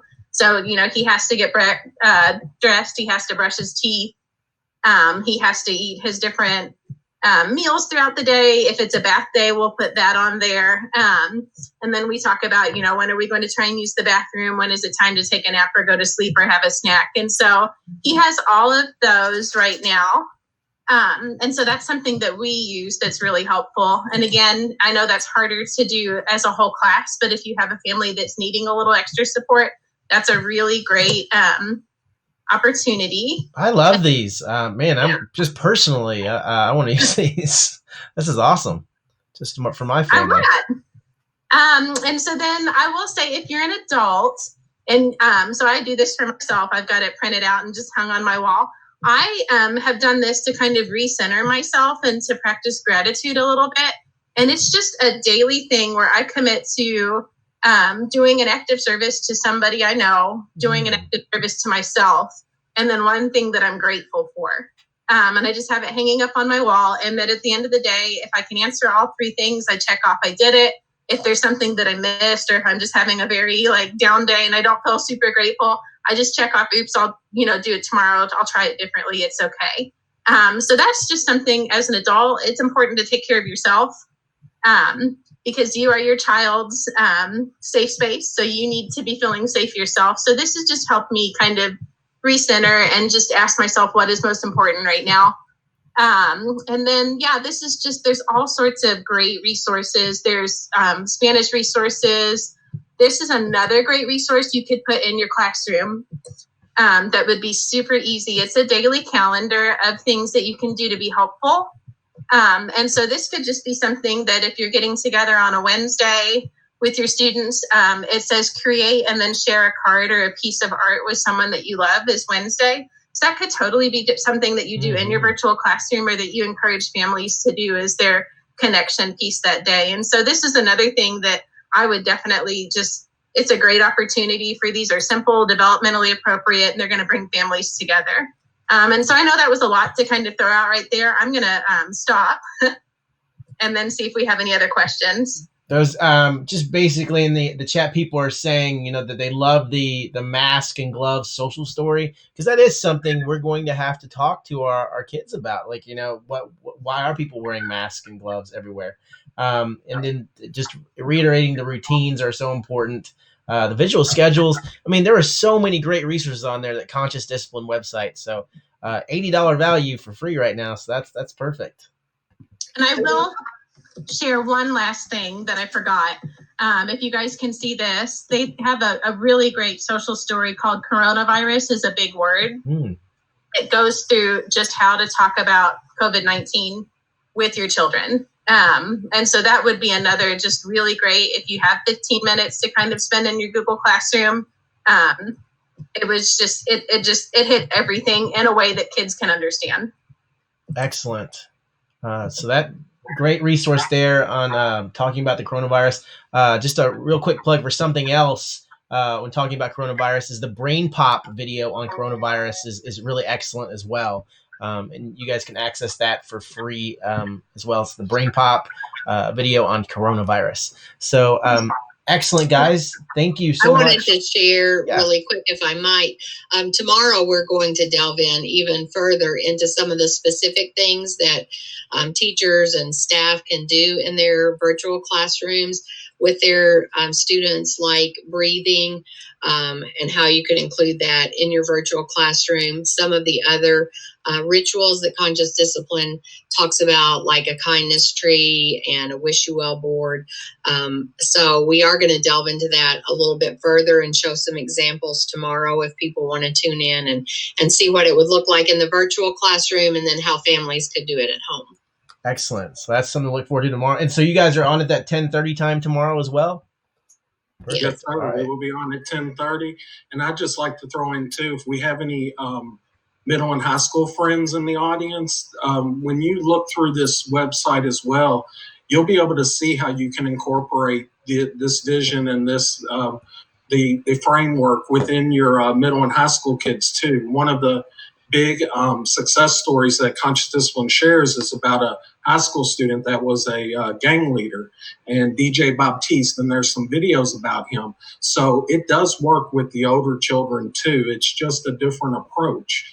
And you're looking at a different lens with Conscious Discipline as you approach behavior. So I would encourage any middle high school people, if you like what you've seen here, please come back tomorrow, because I think you can find at this website tools that would benefit older students as well. Excellent. Awesome. Thank you guys again for joining us today. I appreciate you sharing, and we'll see you tomorrow. Thank you for having us, sir. It was our pleasure. See you guys tomorrow. All right. Thank you. See you all tomorrow. See ya. All right. And so we have about 5 minutes before our next show begins. Let's take a look at the schedule that is available on the JCPS NTI website. If you go to the teacher toolkit, the NTI teacher toolkit, you will see a virtual training schedule tab, and you can click on that virtual training schedule tab, and it will bring up an error message because so many people are looking at this right now. But that's okay because I have it open in another window. So I'm just going to open that window. So here is our schedule for today. Coming up next, we've got ECE Review of Unique Learners. The ECE team joins us every day at 11 o'clock, and they really kill it every day at 11 with what they share. So today, it looks like we've got ECE Review of Unique Learners with Gina Gibson-Hurst and her team. And then at 11:30, we've got Supporting Students with Virtual Number Talks. All right. And then, so that's with Andrea Higdon and Elizabeth Reed.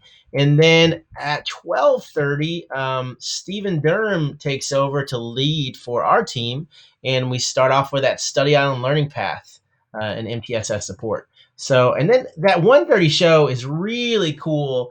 If you haven't seen any of our, if you didn't see that yesterday, it's NTI exemplars from the field. So these are teachers out there who are really rocking NTI, and these are exemplars from these specific teachers and schools that Joe McKim and Maddie Shepard and Suzanne Kramer are showcasing from out there in the field. So lots of really cool stuff that they are sharing that can be implemented in your school with your students during NTI.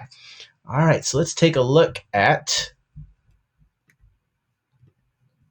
All right, we've got Krista joining us, and we've got, who else do we have there with us today?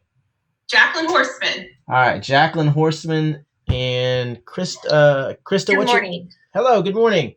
And you guys are going to be doing the ECE Review of Unique Learners, correct? Yes. Awesome. All right. So I'm Russ Hockenberry, the Zone 3 Digital Innovation leader. What are your guys' titles? We are the Low Incidence Resource Team. Okay. Low Incidence Resource Team. Awesome. And so are you guys spread out across the district, or like just do you have certain zones? Right now we're in zones. Yes. We cover different areas for low incidence and EC. Awesome. And I see Melissa Weedman has jumped in there as well. I'm guessing she'll be monitoring the chat. I've noticed she's monitoring the chat, and she does a really good job of monitoring the chat during this 11 o'clock hour. She does. Excellent. And who will be sharing their screen today? I will. Are we ready to go? In just about a minute. So let's see. It looks like we have 51 people watching right now, which is I think a high for today. So people are really interested in this. Excellent. All right. So why don't we go ahead and get started? Sure. I'm going to share my screen. And then, do you know how to turn on the closed captioning? I think so. Excellent. Can we see my screen? Yes, I see it. Okay. Great. And let's turn on captioning. Good Excellent. deal. And then if you could do one more thing with captioning, if you could make it large or extra large. There you go. Yes. Again? Yeah, large or extra large is fine. Let me hide that and I'll be able to get to it. Sound There you good? go. It looks great. Thank you so much. Awesome. Great. Today we're going to be doing the low-tech instructional strategies.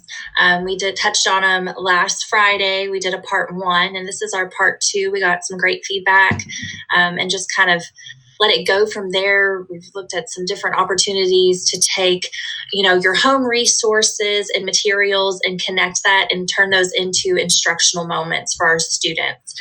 It takes a lot to kind of look around the house and find materials to get creative. And we've noticed, it can get hard during these times. Our creative juices are dwindling. So we're really reaching out to a lot of our teachers, and they've been such great, giving us great feedback. So we're taking a lot of theirs and going back from what we've done to create these. So we're excited to share with you all. So we have writing and sentence structure. Legos is something that you can do to create sentence building, either having sorting or creating the sentence itself. Also building the sentence. This is a printout, and if you have a printer at home, parents could print, but you can also make this just with paper. Drawing out those boxes, filling in maybe vocab words that they're working on themselves or words you would like them to work on.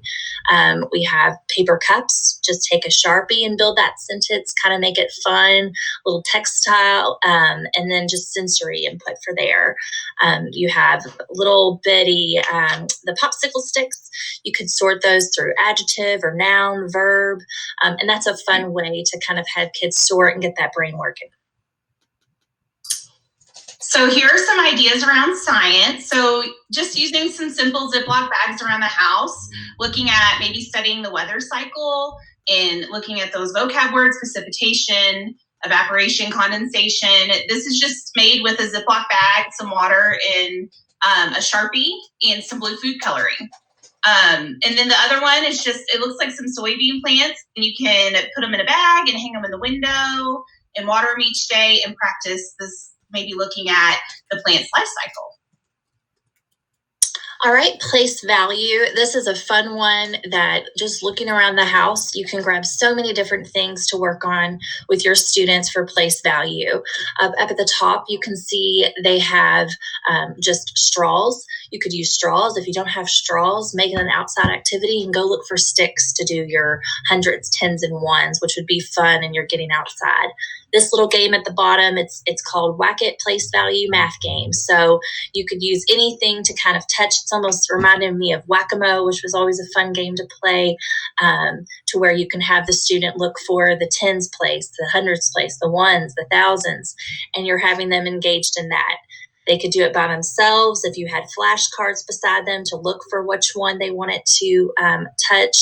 Also, the one at the right-hand corner, you have pretzels and marshmallows, which is a fun way to, work on that activity. And then they get to have a little snack at the end, which is always super rewarding. The Stomp It game is fun. You're getting moving. You can do it with a partner. If they have siblings, they can all play it together, touching on the numbers for the hundreds, thousands, hundreds, ones, and 10 spots. So that's a fun one to really get moving in the at home. This is great. I mean, if you have any parents watching, this is, this isn't just for teachers. I mean, look, this is great. The stuff you're sharing there. It's so creative and just an easy way to take what you've got at home and make it a learning activity. Absolutely. So looking at, going along with what you said and having things just around the house, these are all simple activities all centered around maybe an apple theme. That you can just make quickly around the house. So they used a muffin tin and drew some apples with numbers in it, and then had kids use, it looks like Skittles, to just practice that counting and one-to-one correspondence. Looking at cutting an apple into fractions and, half of the apple and cutting the apple into thirds. So it could practice maybe some well-monitored fine motor skills of using a knife or having an adult help you cut the apple, but looking at the fractions you can make with an apple, and then just drawing an activity on a piece of paper and having them look at math problems and match it to the correct answer. So all super simple things that you can do pretty quickly and make around the house to practice these skills. This is what's cool about this too, is like you think about some of this stuff would be kind of hard to do with 28 students in a classroom. But when you've got 1 or 2 kids at home, it becomes infinitely easier. And so this is great. Absolutely. You can go with what the student is interested in and kind of specialize it with them. And also, I'm sorry, we did not even talk about the chat over to the side. Caitlin Hobbs is over there. She is one of our wonderful resource teachers, and she is over there answering any questions that teachers may have in the chat. I'm so sorry, we forgot to do that little introduction. So she is over there. We're going to touch on addition and subtraction. This one is a lot of fun. You can create a template with a paper plate. Last week, we talked about a lot of different things that you can do with the paper plate.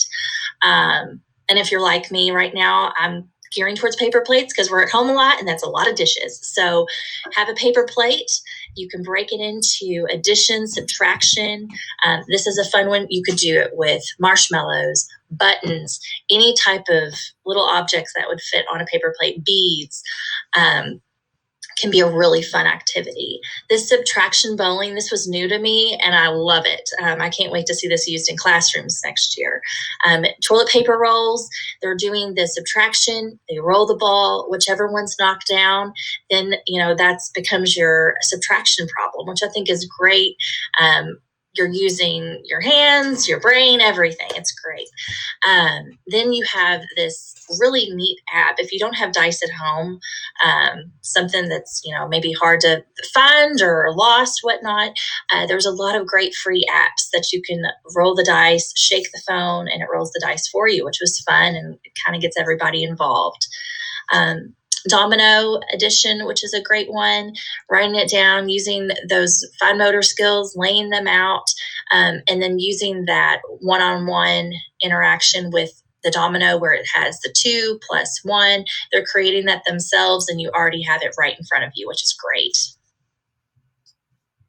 Then looking at maybe even some project-based learning during NTI. So students can pick an animal and create a diorama and research all about that animal in their habitat and where they live. So these are some great examples of like looking at maybe a dolphin and they live in the water, and looking at, animals that live in the jungle and they live with trees and water and forest. And I love this guy dressed up in an animal costume.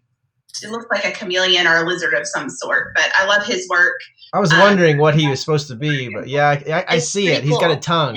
He's got like a lizard tongue or something. Yes.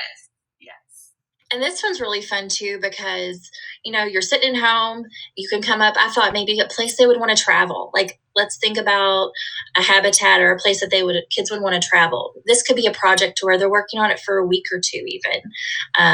Every day, maybe after lunch, you touch on it and you look for something else you can add to the habitat. So it can just correlate through a longer period of time, which is always nice. Then we have this one. This is letter sounds, which is always fun. You can do an alphabet book if you have newspapers or magazines laying around the house, even things off soup cans or any food labels to do an alphabet book. So that's something also you can have this extend through a period of time. Maybe one day you focus on A's, next day you focus on B's. I always like things that you can kind of touch on a little bit each day to get the brain flowing a little bit. This one was fun, the object sound matching. I have a little one at home and we have tons of little figurines. So grabbing that and seeing how many letters we can match to what is really fun and exciting for them, especially if they're getting to use objects, from their own house. Everyone likes to do show and tell. And this is a great way for them to kind of show and tell something they have at home to match with that sound. Backyard alphabet hunt. I'm all about getting outside during these days and stretching legs. So if you can make a poster board, piece of paper, looking for those alphabets or whatever letter that they're focused on for the day, looking outside and seeing if they can find it, which is great. You can do it within the backyard, or maybe you go on a walk and you go on a little alphabet hunt on a walk, which is great. And then this one is a lot of fun, gets the kids moving too, is rainbow hop. So letter sounds, and then you're sounding them out and hopping to that letter, which is another fun one to kind of easy. If you have construction paper, it doesn't have to even be colorful. You could color it in with crayons or marker, whatever you have at home to make it resourceful for you and to have that, instructional moment.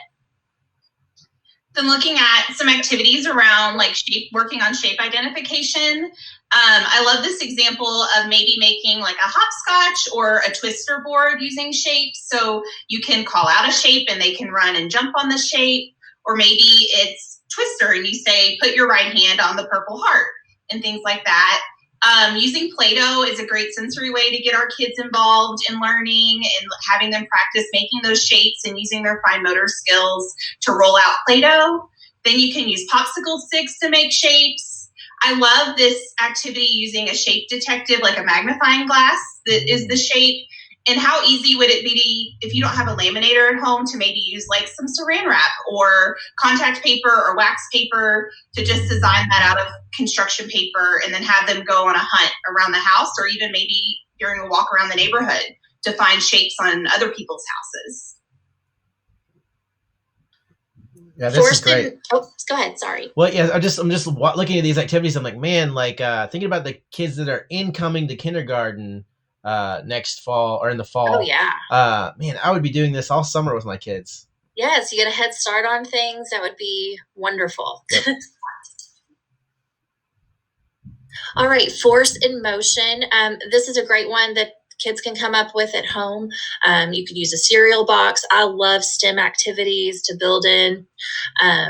Cut it. They either have race cars, balls, whatever works to kind of have that force in motion, your own little science experiment at home, which is always fun. Finding out which ones are going to go faster, do a little project with it. Then looking at ways to practice money skills, if you don't have cash, a lot of people don't use cash nowadays and might not have it around the house. You can always use Monopoly money. You can draw out your own money. I just pulled some things from my pantry and made my own little store in my kitchen. And then using like advertisements you get in the mail with prices on them, or printing off maybe a to-go menu from a local restaurant and looking at how much money you would need to buy certain things. Area and perimeter is a fun one to do at home. I really like the one at the bottom. The students did a self-portrait and squares of the paper to calculate the area and perimeter. So then you're kind of adding arts and crafts into it and taking it into a math lesson, which is always great. Making shapes with tape to find the perimeter, painter's tape at home. You can go outside and create that itself as well. Looking at using interactive stories, so creating objects that you can pair with stories you're reading. A lot of these are examples of just objects that they found around the home, using like wooden spoons from the kitchen to make the 3 little pigs, and giving our students a way to touch and feel and interact with the story they're reading. Also looking at just getting props from the story, things that they can interact with, maybe even with a chapter book like The Outsiders. Weather is a fun one, especially with Kentucky weather. Doing a graph to kind of come up with, rainy days, cloudy days, sunny, weather facts. I love these sensory bottles. If you have water bottles at home, you can create a sensory fun and do glitter in it, cotton balls, do a little sunshine. If you have something yellow, you could put it in there. Also, measuring rain is a great one. That's one you can do every single day. Maybe after breakfast, you run outside and you kind of see if there was rain for the evening. The do-it-yourself rain clouds, which is exciting to watch. But a lot of these are easy to come up with the resources at home. The cloud writing with shaving cream, practicing, writing your name, or maybe you're writing weather themes words. That's all weather related and worth trying at home.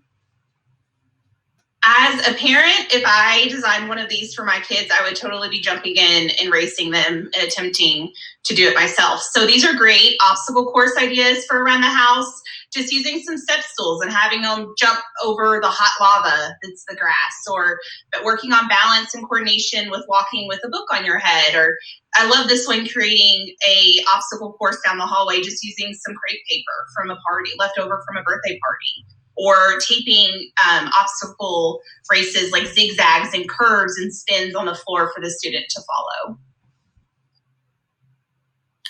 Writing a friendly letter, you can do this to teachers, family members, or a peer, either tracing.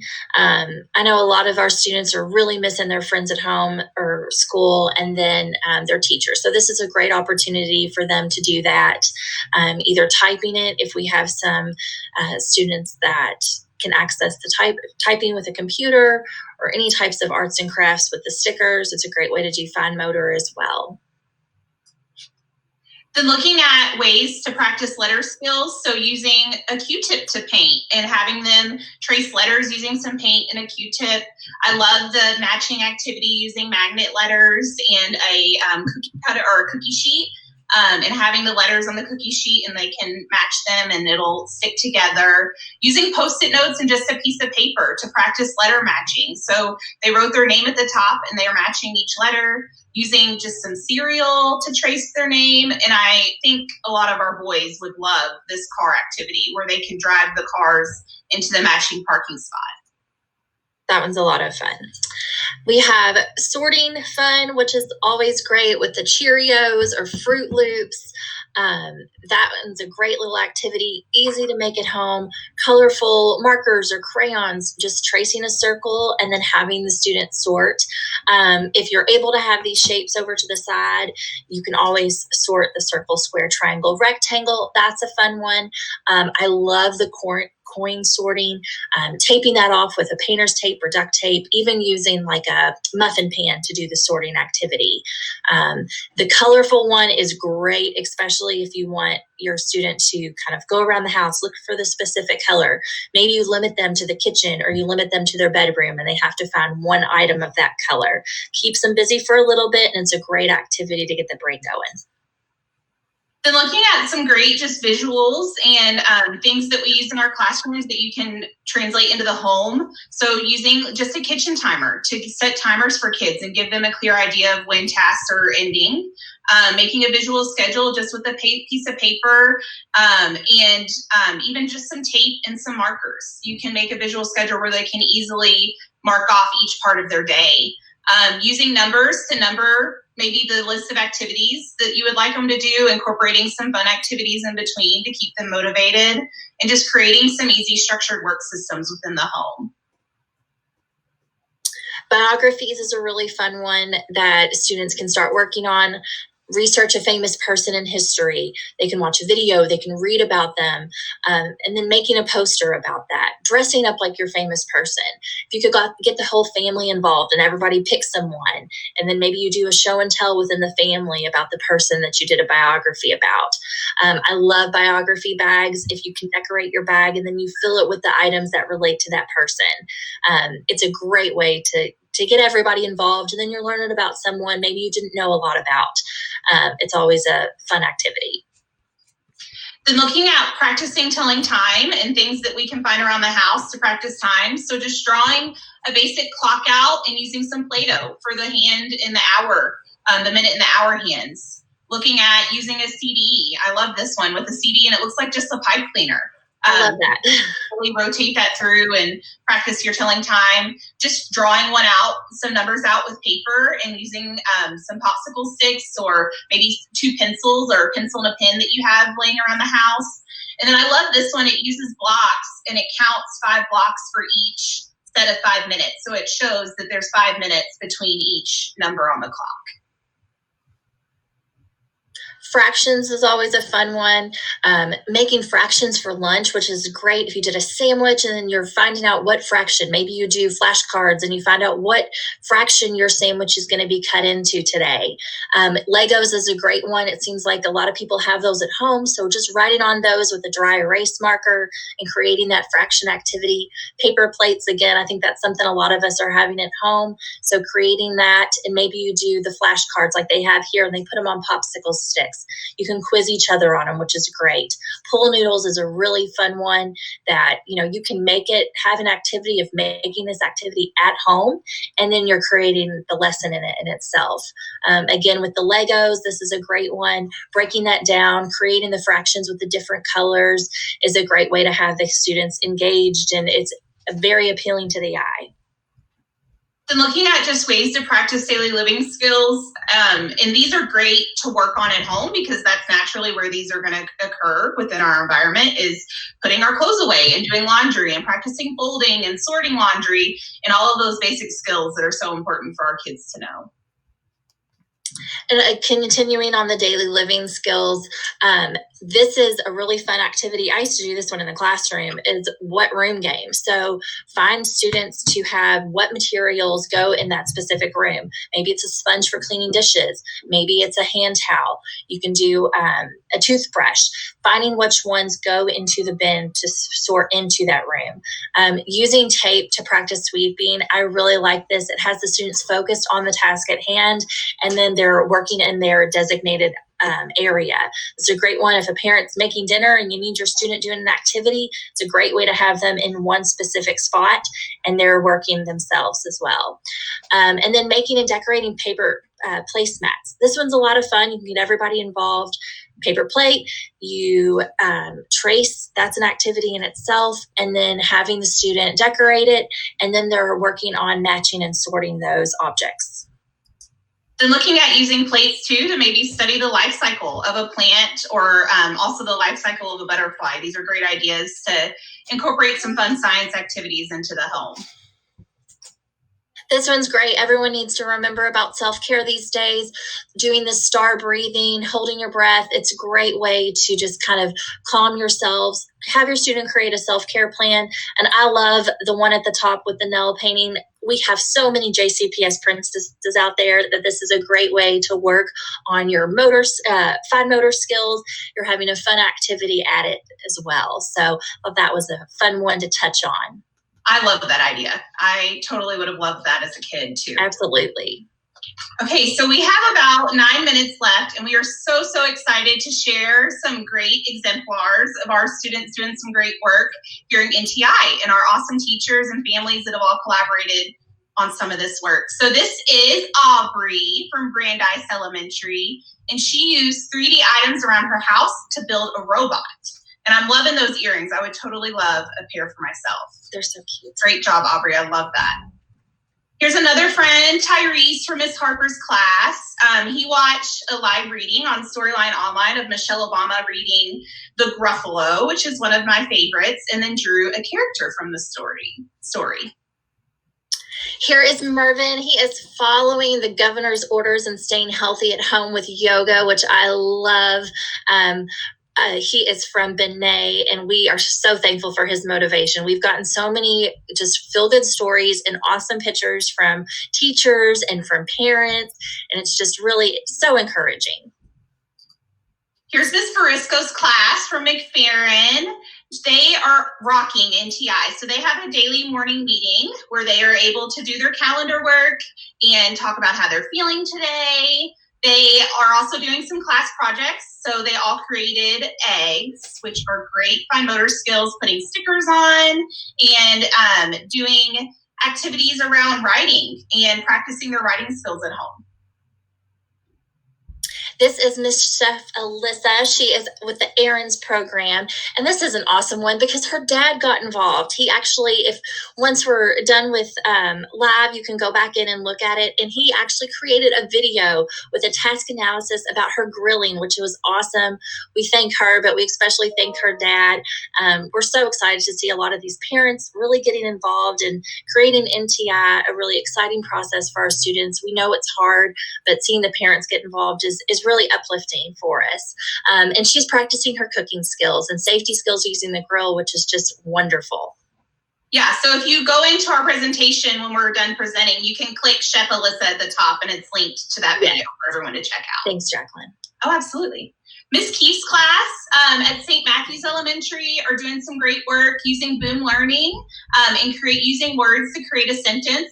Clara is moving the words and using the drag and drop feature on Boom Learning to make her own sentences. Awesome job. I love it.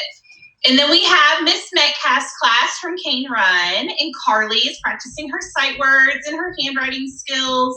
I love that dress she has on. So cute. Great smile.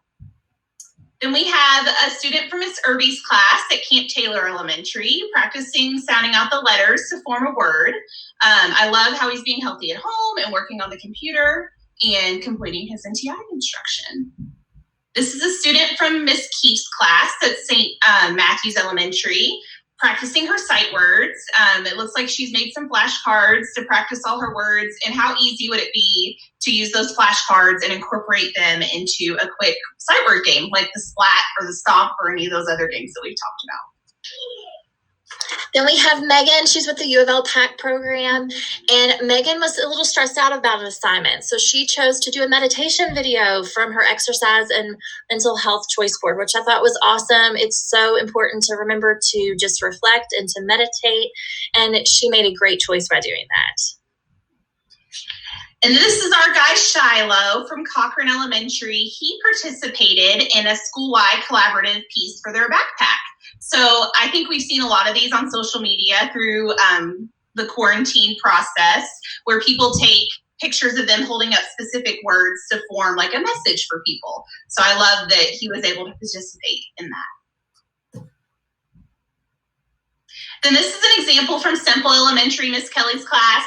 They went on a virtual field trip to an aquarium. So this would tie great into those diorama projects that we were talking about. So they're able to watch animals at the aquarium and then maybe take that and do a project off of it. And then she also practiced writing some letters to each other during NTI. Here's a kiddo from Miss Fenton's class. Michael is making his favorite animal, finding and using materials around his home. So it looks like he's creating a turtle, using a collage, and then is also maybe using some Lego to recreate that turtle. I love it.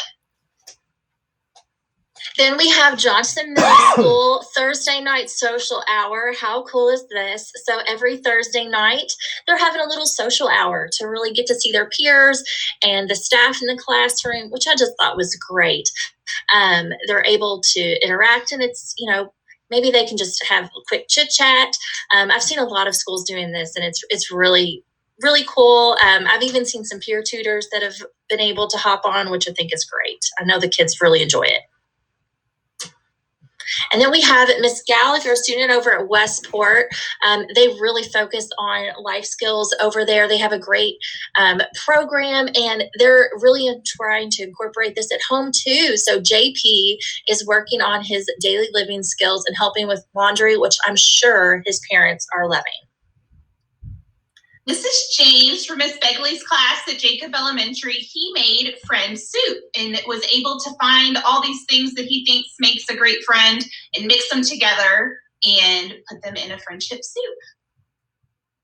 All right, and then Miss Gallagher's class over at Westport again. This is Summerlin, and she's practicing life skills by making her own lunch at home, which is great. And I heard that she is doing this every day, which is awesome. So I can't wait to see what the menu is this week. Then we have Miss Connor's student, Carmen. They're over at Doss. She has been really working hard on her fine motor skills. I've been able to work with this student, and she is great. She's sitting and cutting out the shapes, and it looks like she has, I think either her mother or her sister was helping her. So it's great to see parents and family members getting involved in these tasks. Then we have Kayla over at the U of L PAC program, and she is working on her News to You, which is great, wonderful resource, and she is using her iPad for that, and she is keeping up with the news, which we love. Then here's Bella and Sam from Miss Nichols' class at Hawthorne. They are practicing their news to you as well and reading this weekly story on current events. And Bella's also practiced her name and completing her choice boards. So we want to share with you too that and remind you of our shared drive that has a ton of resources that we've worked on creating for teachers through NTI that they are more than welcome to access. And they are free. Yes, and don't forget to check those out because we've been able to, so many of the teachers have been sharing different lessons with us, and we so appreciate it. But also there's some more on there. So we don't want to recreate the wheel. If you have a great resource, we want to share it with you. So don't forget to check those out. And we really appreciate all of the teachers and the parents that were able to show pictures and videos with us. During this time, it's just really uplifting to be able to see all of this wonderful, instructional opportunities that our students are being able to receive. It's very heartwarming. Absolutely. Those examples were fantastic. So many great examples from so many great teachers and students.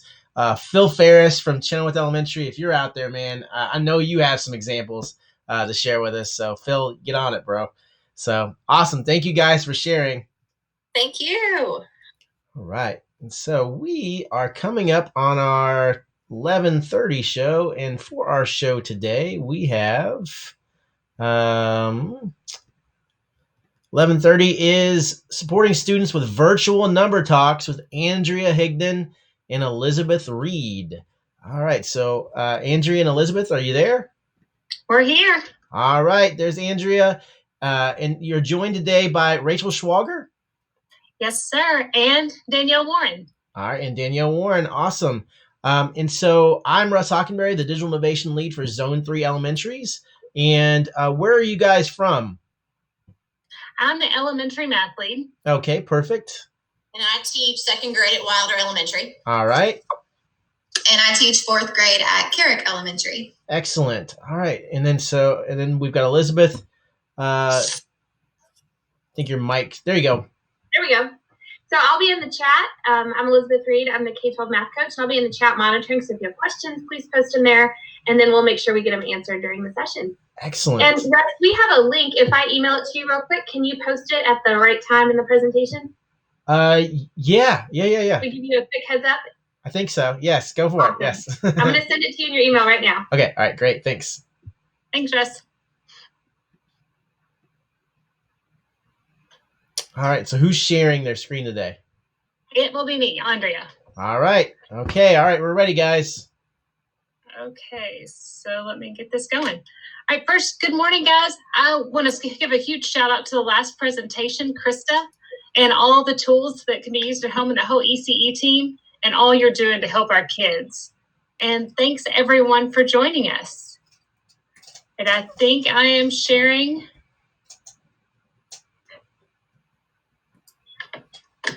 Let me get closed caption on.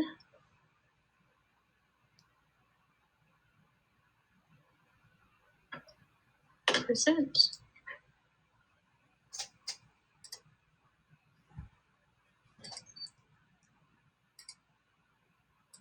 Okay.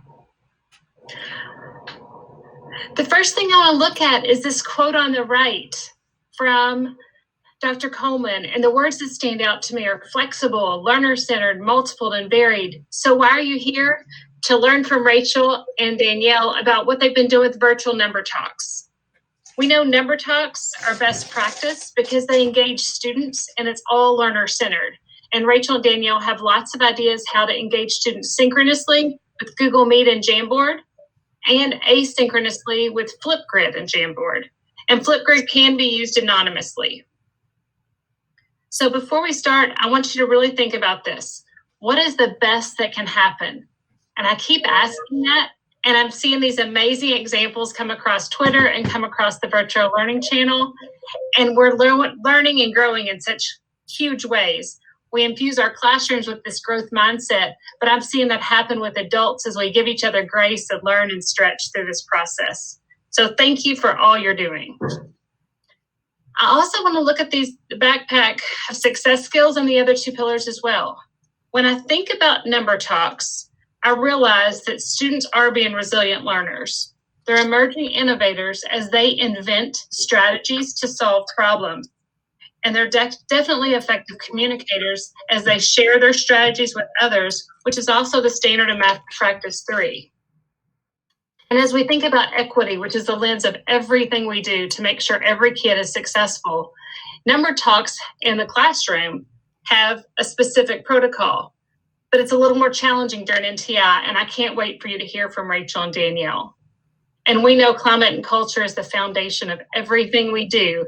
Kids only learn things from people that they like and respect, and they'll respect them.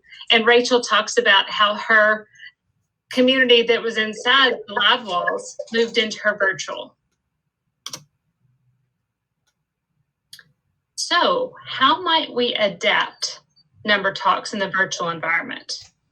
If a number talk is a 5 to 15 minute classroom conversation around a purposely crafted problem that students solve mentally, and then as students share and defend their solutions and strategies, they've got opportunities to collaboratively reason about number, math understanding, and build number sense. When you look at the picture at the left, it's a live number talk, and the protocol is in the center. Well, a teacher can certainly pose an intentional problem, whether it's live or virtual. Students can solve them mentally with norms. They may use hand signals, especially if you're using smaller groups. The teacher's going to accept all solutions, but maybe they record it, maybe the kids do. You'll hear from Rachel and how she's used Flipgrid to see what students can do there. We know necessity breeds innovation, and our teachers have been innovative, and I hope you're adding innovative ways in the chat as well. If you have any questions for myself or Rachel or Danielle or Elizabeth, we'll answer those at the end too.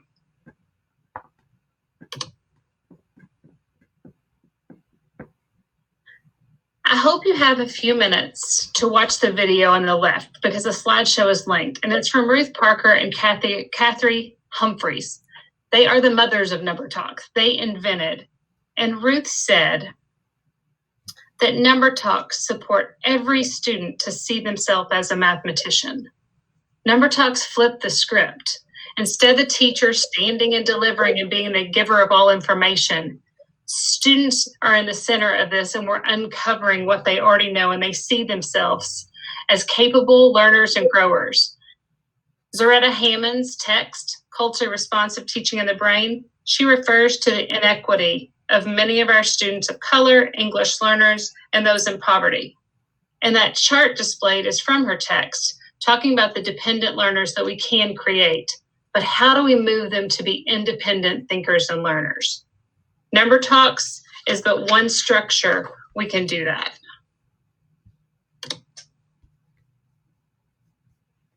So looking at the right, there are a few noticings from PLCs across the district as we've modeled and coached number talks.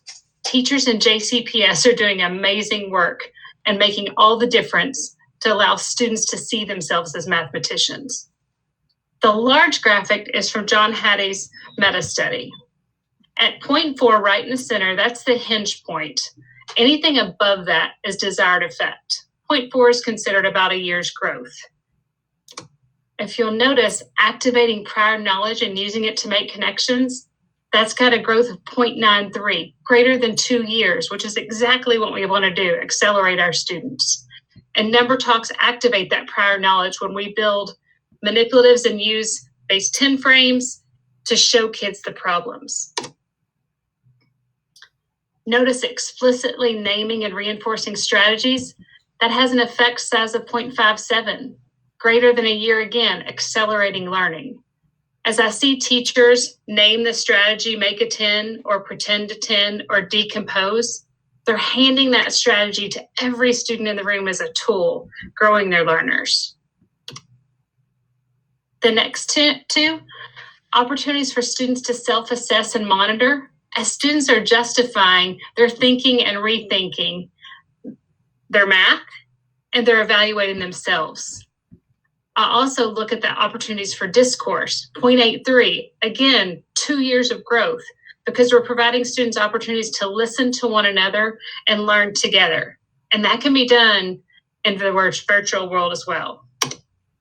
And last but not least, building math confidence and student agency. That is my complete heart. Jo Bowler is one of my favorite heroes or sheroes. And one of her norms is all students can learn math at high levels. We all believe that. And when we do this, we build student agency to affect kids in greater than 2 years.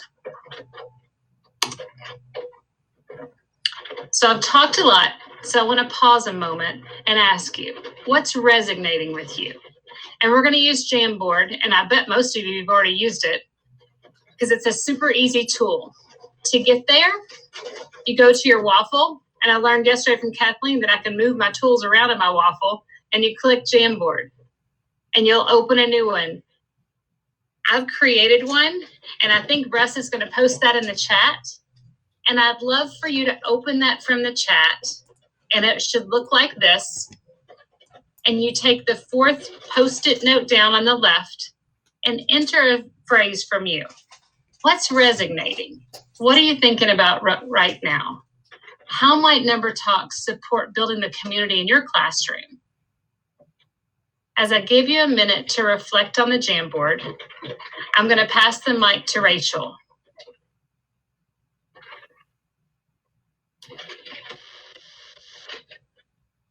Hey everybody, it's Rachel Schwager. I teach second grade at Wilder. When we started the NTI process a few weeks ago, I had many thoughts and questions, as I'm sure you all did. I was thinking, will I see my kids again? How are they doing? What are they doing? How will I connect with them? How will I engage them in meaningful learning opportunities? And I immediately thought about Number Talks. Flipgrid has allowed me to reconnect with my students, reestablish those relationships, and engage students in our number sense routine. Number Talks were such an important part of our classroom community, and that 10 to 15 minute routine was our favorite part of the day in the classroom. I also think it's safe to say that it is still the best part of our NTI days. Students have voice and choice during Number Talks. They all have an opportunity to come together to share their mathematical thinking, engage in discussions, both verbally when they share their answers to problems and explain their chosen strategies, and non-verbally by using the hand signals. Because of daily Number Talks, my students have learned to mentally solve problems accurately, efficiently, and flexibly. My students ask each other questions, they give each other feedback, they encourage one another, and we celebrate each other's successes. They have all grown tremendously, and they themselves recognize their own growth and potential, and that is so powerful. Number Talks look slightly different now, but students are still using mental math strategies to solve problems. They're still sharing their thinking, and they're still receiving immediate feedback from both myself and their peers. As you can see with the visuals on this screen, and these are actually from last week, the numbers have increased significantly. I want to say they've tripled. Students are still sharing their thinking and receiving immediate feedback. And looking at the screen, you can see that we had over 7 hours of engagement for both reading and math. And the April 16th Number Talk included 7 responses, 57 views, and almost an hour of engagement. This is a quick way to tell if students are engaged.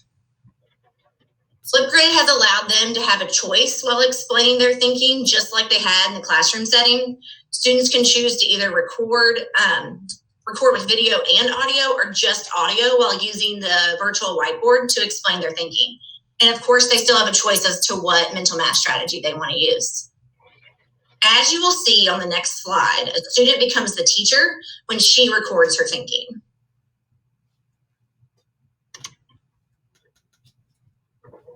Here I have one of my students solve 28 plus 29, and she explains her thinking while showing her work. Pay close attention to her strategies and her effective communication, not to mention her confidence. This definitely made my week last week. We'll go ahead and play the video. So I'm going to be doing my thinking of 28 plus 29. I look backwards. So I did 20 plus 20 equals 40. And then so I put my 10s together. And then I put my 1s together, which was 8 plus 9 equals 17. And then in my 17, I had a 10. So I did 40 plus 10 equals 50. And then I know that, and then my ones of 17, I did 50 plus 7 equals 57. So that was my answer, 57. So, yeah. Bye. She did a wonderful job. I chose her for a reason. She recorded her thinking on paper. And when I first started to plan number talks with Flipgrid, I envisioned my students looking at the camera with no paper and explaining how they solved the problem. But here, she became the teacher, which is so powerful. She did it mentally. She still used her strategies, but she had to go a step further and record her thinking so she could share it, like I or the teachers would do in the classroom. She explained she added by place value, adding the 10s, then the 1s, then decompose the 17 into 10 and 7, adding the 10 to 40 for a partial sum of 50 before finally adding the 7 1s to get a sum of 57. Her classmates will gain and have gained from watching her because she had a visual. They're used to watching me record their thinking on chart paper, and this particular student is also one who would frequently choose to lead many number talks during indoor recess when we couldn't go outside. So this was definitely natural for her. Now, I do have some kids who look at the camera the whole time and they talk it out. They can choose what is best for them, but they know to read the problem and immediately solve it using mental math strategies. On the next slide, you'll see that Flipgrid is wonderful for sharing feedback, and you can also differentiate as well. This can be done in a couple different ways. Pictured above is one of my students who defended his answer of 63 for the problem 25 plus 38. I listened to his video a few times, and then I recorded his thinking on the whiteboard before I sent it back to him. You have the choice of recording the video of yourself giving feedback, or just your voice as you record on the virtual whiteboard. Andrea, do we have time to play my response back to him? Yes, ma'am. I'll play it right now. Okay, awesome. Whoops. I'll have to go back and make that work. But first you don't succeed, try again. Exactly. There we go. Hey, Amir. I heard that you added your 10s first. You added 20 plus 30. And you said that's equal to 50. I heard you then add the 5 and 25 to 50. And you said that is equal to 55. I then heard you say that you broke apart the 8 and 38 into 5 and 3. You have a number bond for 8. You added 5 to 55 for a partial sum of 60. And then you added your 3, the other part of your number bond of 8, to 60 for a sum of 63. Awesome job, Amir. I'm so proud of you. So I listened to his video a few times, and then I recorded his thinking just like I would have done in the classroom. I then was able to share that feedback and send it back to him, as you can see with that green up arrow. And then he was able to watch that. And I've spoken with him since, and he has, and he seemed really excited about it. So some next steps for my kids are for them to respond to each other, giving specific feedback, and some have since last week. But not everyone has. And I really want them to give that a try, just like they would have done in the classroom.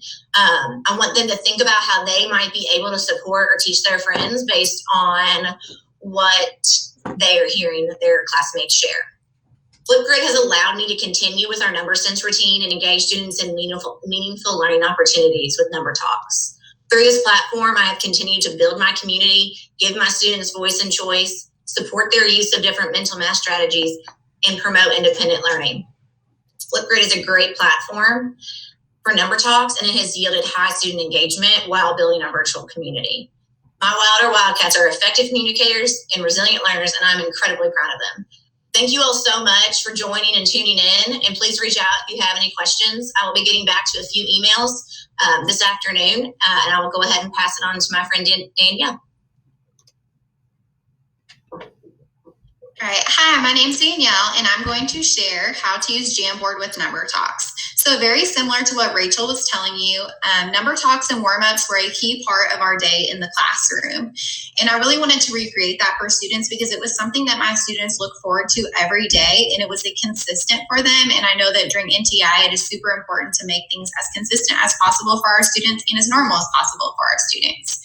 So I tried using the standard method of having paper in a Google Meet with my kiddos when I was meeting with them and recording their thinking like I would in the classroom. And after it, one student said that they wish they could write their own strategies. And I kind of thought about that for a little bit because I know that that's not traditional for us. But I think the students felt a little disconnected watching through the screen. NTI is so different than traditionally sitting together and students being engaged right there. So I knew I needed to find a way to really engage them. So I'll be completely transparent and say that I had seen on Twitter Jamboard being used in other ways. I hadn't seen any Number Talks yet, but I thought, why not try it?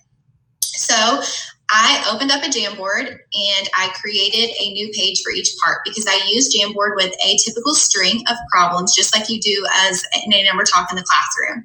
So I created a new page for each problem in our string of problems. I made the settings so that anyone with the link could edit it. And when we got together on our Google Meet, I sent the link through the chat. And I've had so many students joining since starting this. So what they do is they open the chat up at the same time that we are in the Google Meet. So we discuss like we would in the classroom, and then we add our thinking to the Jamboard at the same time. So we kind of have two forms of communication going. It's not perfect right now. It's not going to be. I'm still changing and learning and growing with my students about how to make this work. But I will say that it virtually is a little bit longer for Number Talks than in the classroom. In the traditional classroom, you're seeing that 5 to 15 minutes. Virtually, I'm seeing closer to 20 minutes. We know that everything online takes a little bit longer. It has been a challenge to flip the script in this way, but I have realized that students are engaged and excited when they have a role. They just want to see that they have a part in their learning right now, since things are so different for them as well. I'm really letting my students drive this learning for us. So as you can see on the next slide, I've had really high engagement through this. So I've included some traditional aspects and some non-traditional aspects. So traditionally, we know that students show hand signals when they have their strategy. And my kiddos still do this on Google Meet.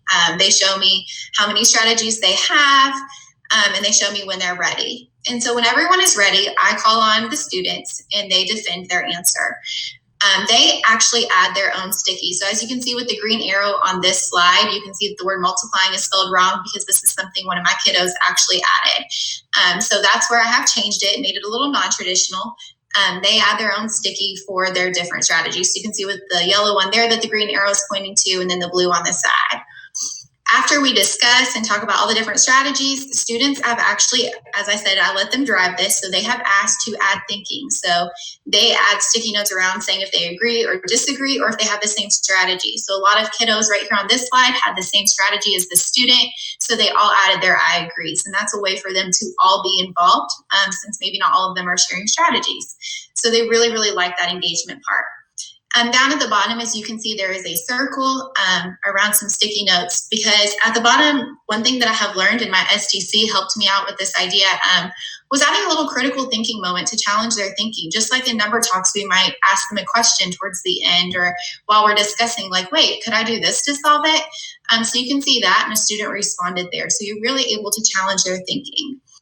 My students really comment a lot on liking the organization of this. They like to see all of their work all around.